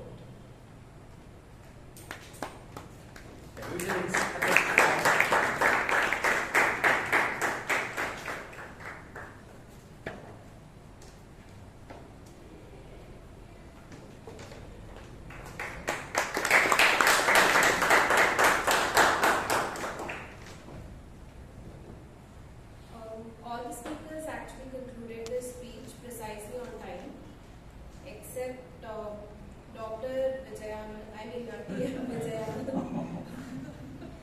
and TM Vivek.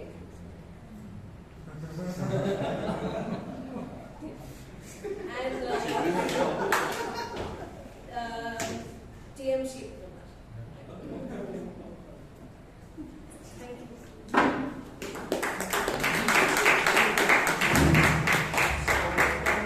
General evaluator is infallible, so you can't say about that. So, see, this is again what you have to do is, what you have to understand is two people who really cannot be timed one after the other is the table topics, Toastmaster of the day as well as general evaluator. Okay, but the nature of it.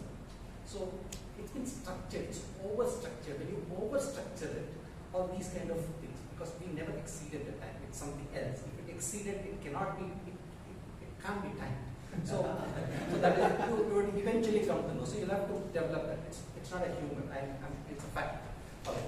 So the next person was Toastmaster, I'm so sorry. Toastmaster Amrit as a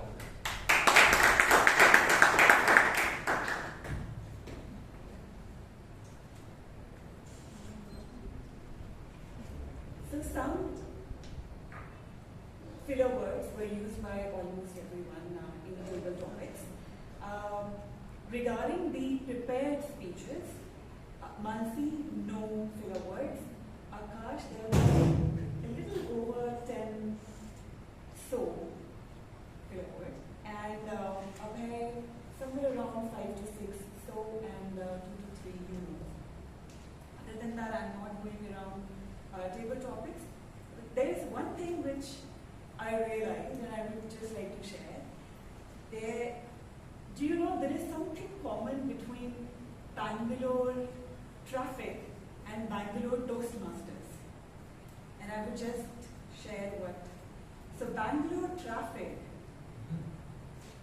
teaches you to drive slow. And Bangalore Toastmasters teaches you to talk slow.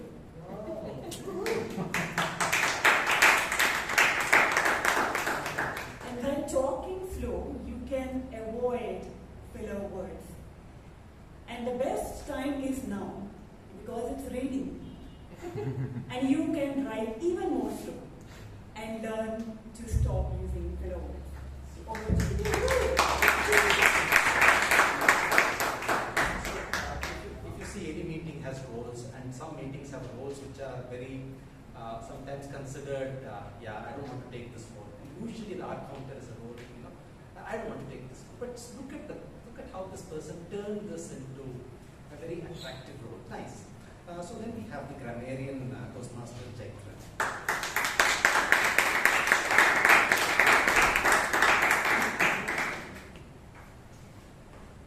Good evening, Toastmasters and guests. Good evening. Today, when I came in, I was really happy because this is a role where you rub your hands and say, I am going to be the grammar police. But here I have come and I'm looking at my notes and I'm like, I really have to give it up for everyone who took the stage because my list of improvements is quite small. Now we'll start with the good. Some of the good usages include owning her leadership skills, hedonic pleasure, silent assassin, that was the last straw, systematically eliminated, infuses madness in his methods, doesn't mince his words, dissect the speech. And there are some excellent examples of vocabulary that were used. Mellifluous, which means sweet sounding, decadent, wanderlust, eudaimonia, which means conducive to happiness, coveted, gravitas, emphatic, and lacuna. Now here I will point out to two words that could have been improved on as far as the pronunciation goes. The correct pronunciation of lacuna is, like I said, lacuna. Okay, I want you to keep that in mind. And we also had someone say honesty. It should have been honesty. Now grammar that could have been improved on. Even more grumpier should have been even more grumpy. Request Toastmaster so-and-so on stage should have been I request Toastmaster so-and-so to come on stage. Just we heard should have been we just heard. Raise and introduce themselves should have been rise and introduce themselves. You could have improvised it, should have been, you could have improved on it because we were talking about a prepared speech, and when you say improvise, you generally mean come and make the changes without preparation beforehand. So we also had two people using the word of the day, Toastmaster Amrit and Toastmaster Mansi. Congratulations to the both of you.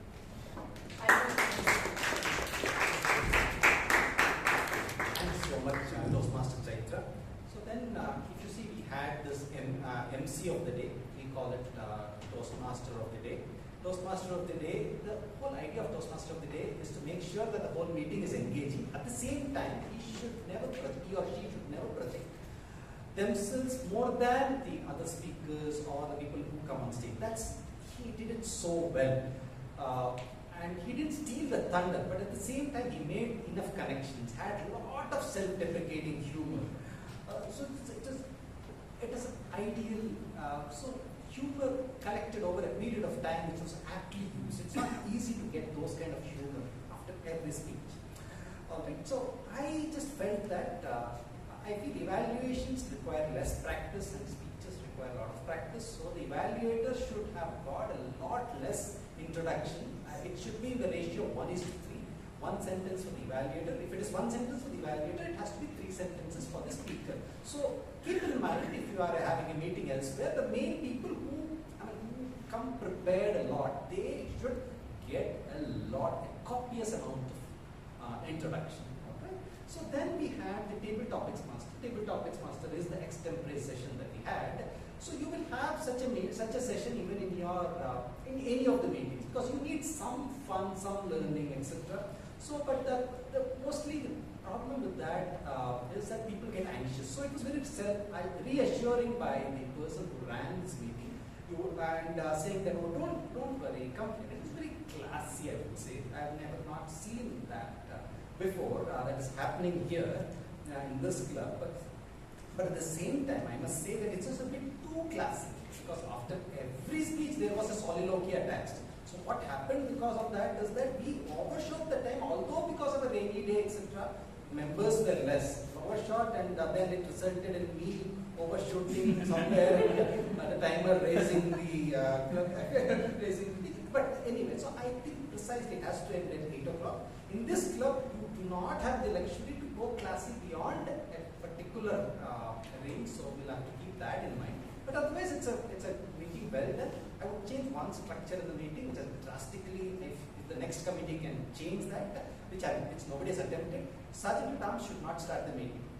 It should be the Vice President Education who starts the meeting, because Vice President Education knows how the meeting has been formulated. Should give an idea. Oh, I did this meeting was formulated for these reasons. If somebody could tell that instead of just harping on the theme again and introduce the president, that would be really good. That's not done anywhere in Toastmasters, but we should change. And if you have the courage, you can change it starting next month, because you have the new committee coming in. Try it. That would be worth it. So, having said that, thank you so much for being a nice audience. I hope you had some takeaways from this. If you have to conduct a meeting elsewhere, whether you conduct joint Toastmasters or not, back to the MC of the day, Toastmasters Sheeb.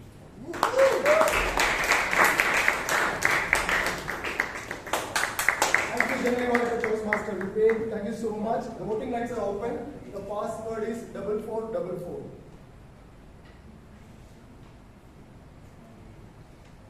10 seconds. 1, 2, 3, 4, 5, 6, a long pause. 7, 8, 9, 10. Thank you.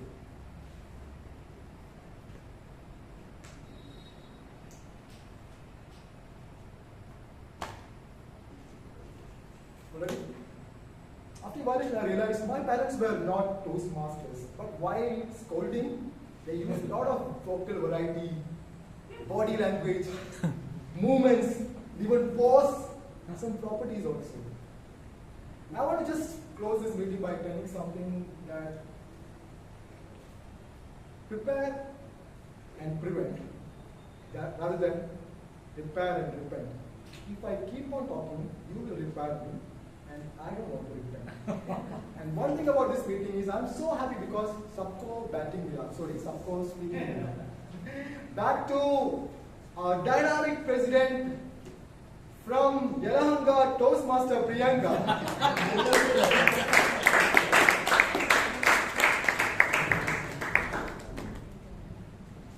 Thank you so much, Toastmaster of the Day, Toastmaster Sheeb, for taking us through the entire meeting with so much of fun and energy. Let's give a huge round of applause. I would like to thank each one of you on a rainy day to take your time and hear, especially the role takers and the speakers who kind of share their experience and help us grow and gain in knowledge. Let's give each one of us a huge round of applause. Thank you, General Evaluator, for your valuable feedback. I have made note of the points, and as much as possible, I will try and implement them. With the standee, one good thing is from the District 92, we have received a standee for our club. Very soon, it would be reaching our club. So hopefully from the upcoming meeting, we have a standee. And with this, I would also like to invite you onto the stage to unravel our second newsletter of the term. Yes. The newsletter name was Ashlink, and I would request our General Evaluator to unravel the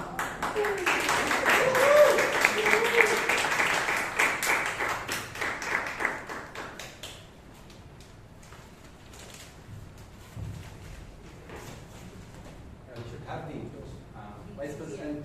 Public relations.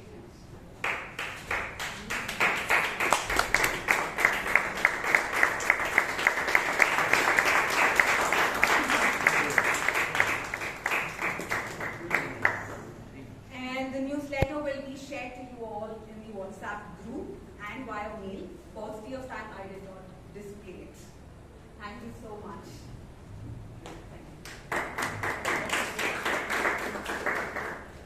And with this, I adjourn. Oh, sorry. It's time to announce the awards.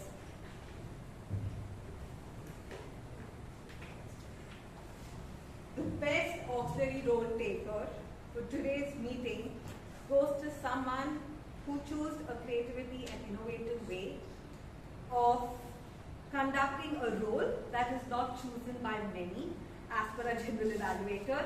Please join me in welcoming Toastmaster Amrit.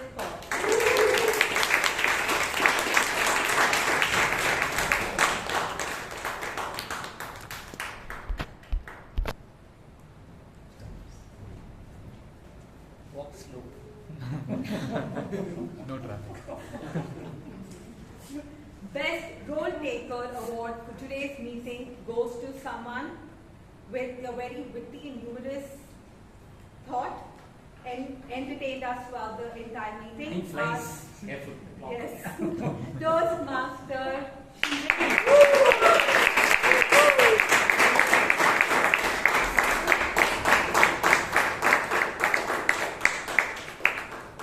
Get down from the stage or get up? I have to go back home. Best Table Topic Speaker Award goes to Toastmaster Vijay.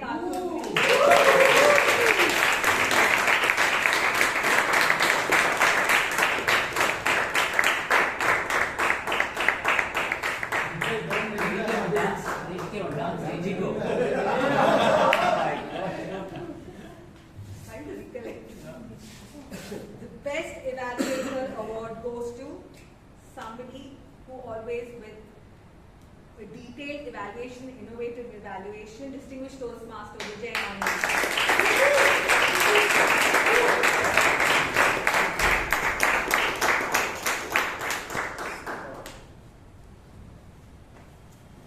The best speaker for today's meeting goes to somebody who shared us different facets of life, Toastmaster Mansi.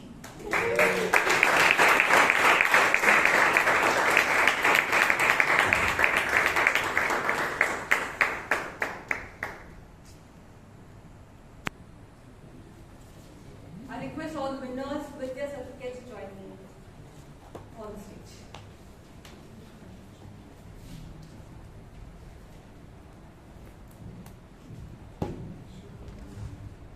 Smile.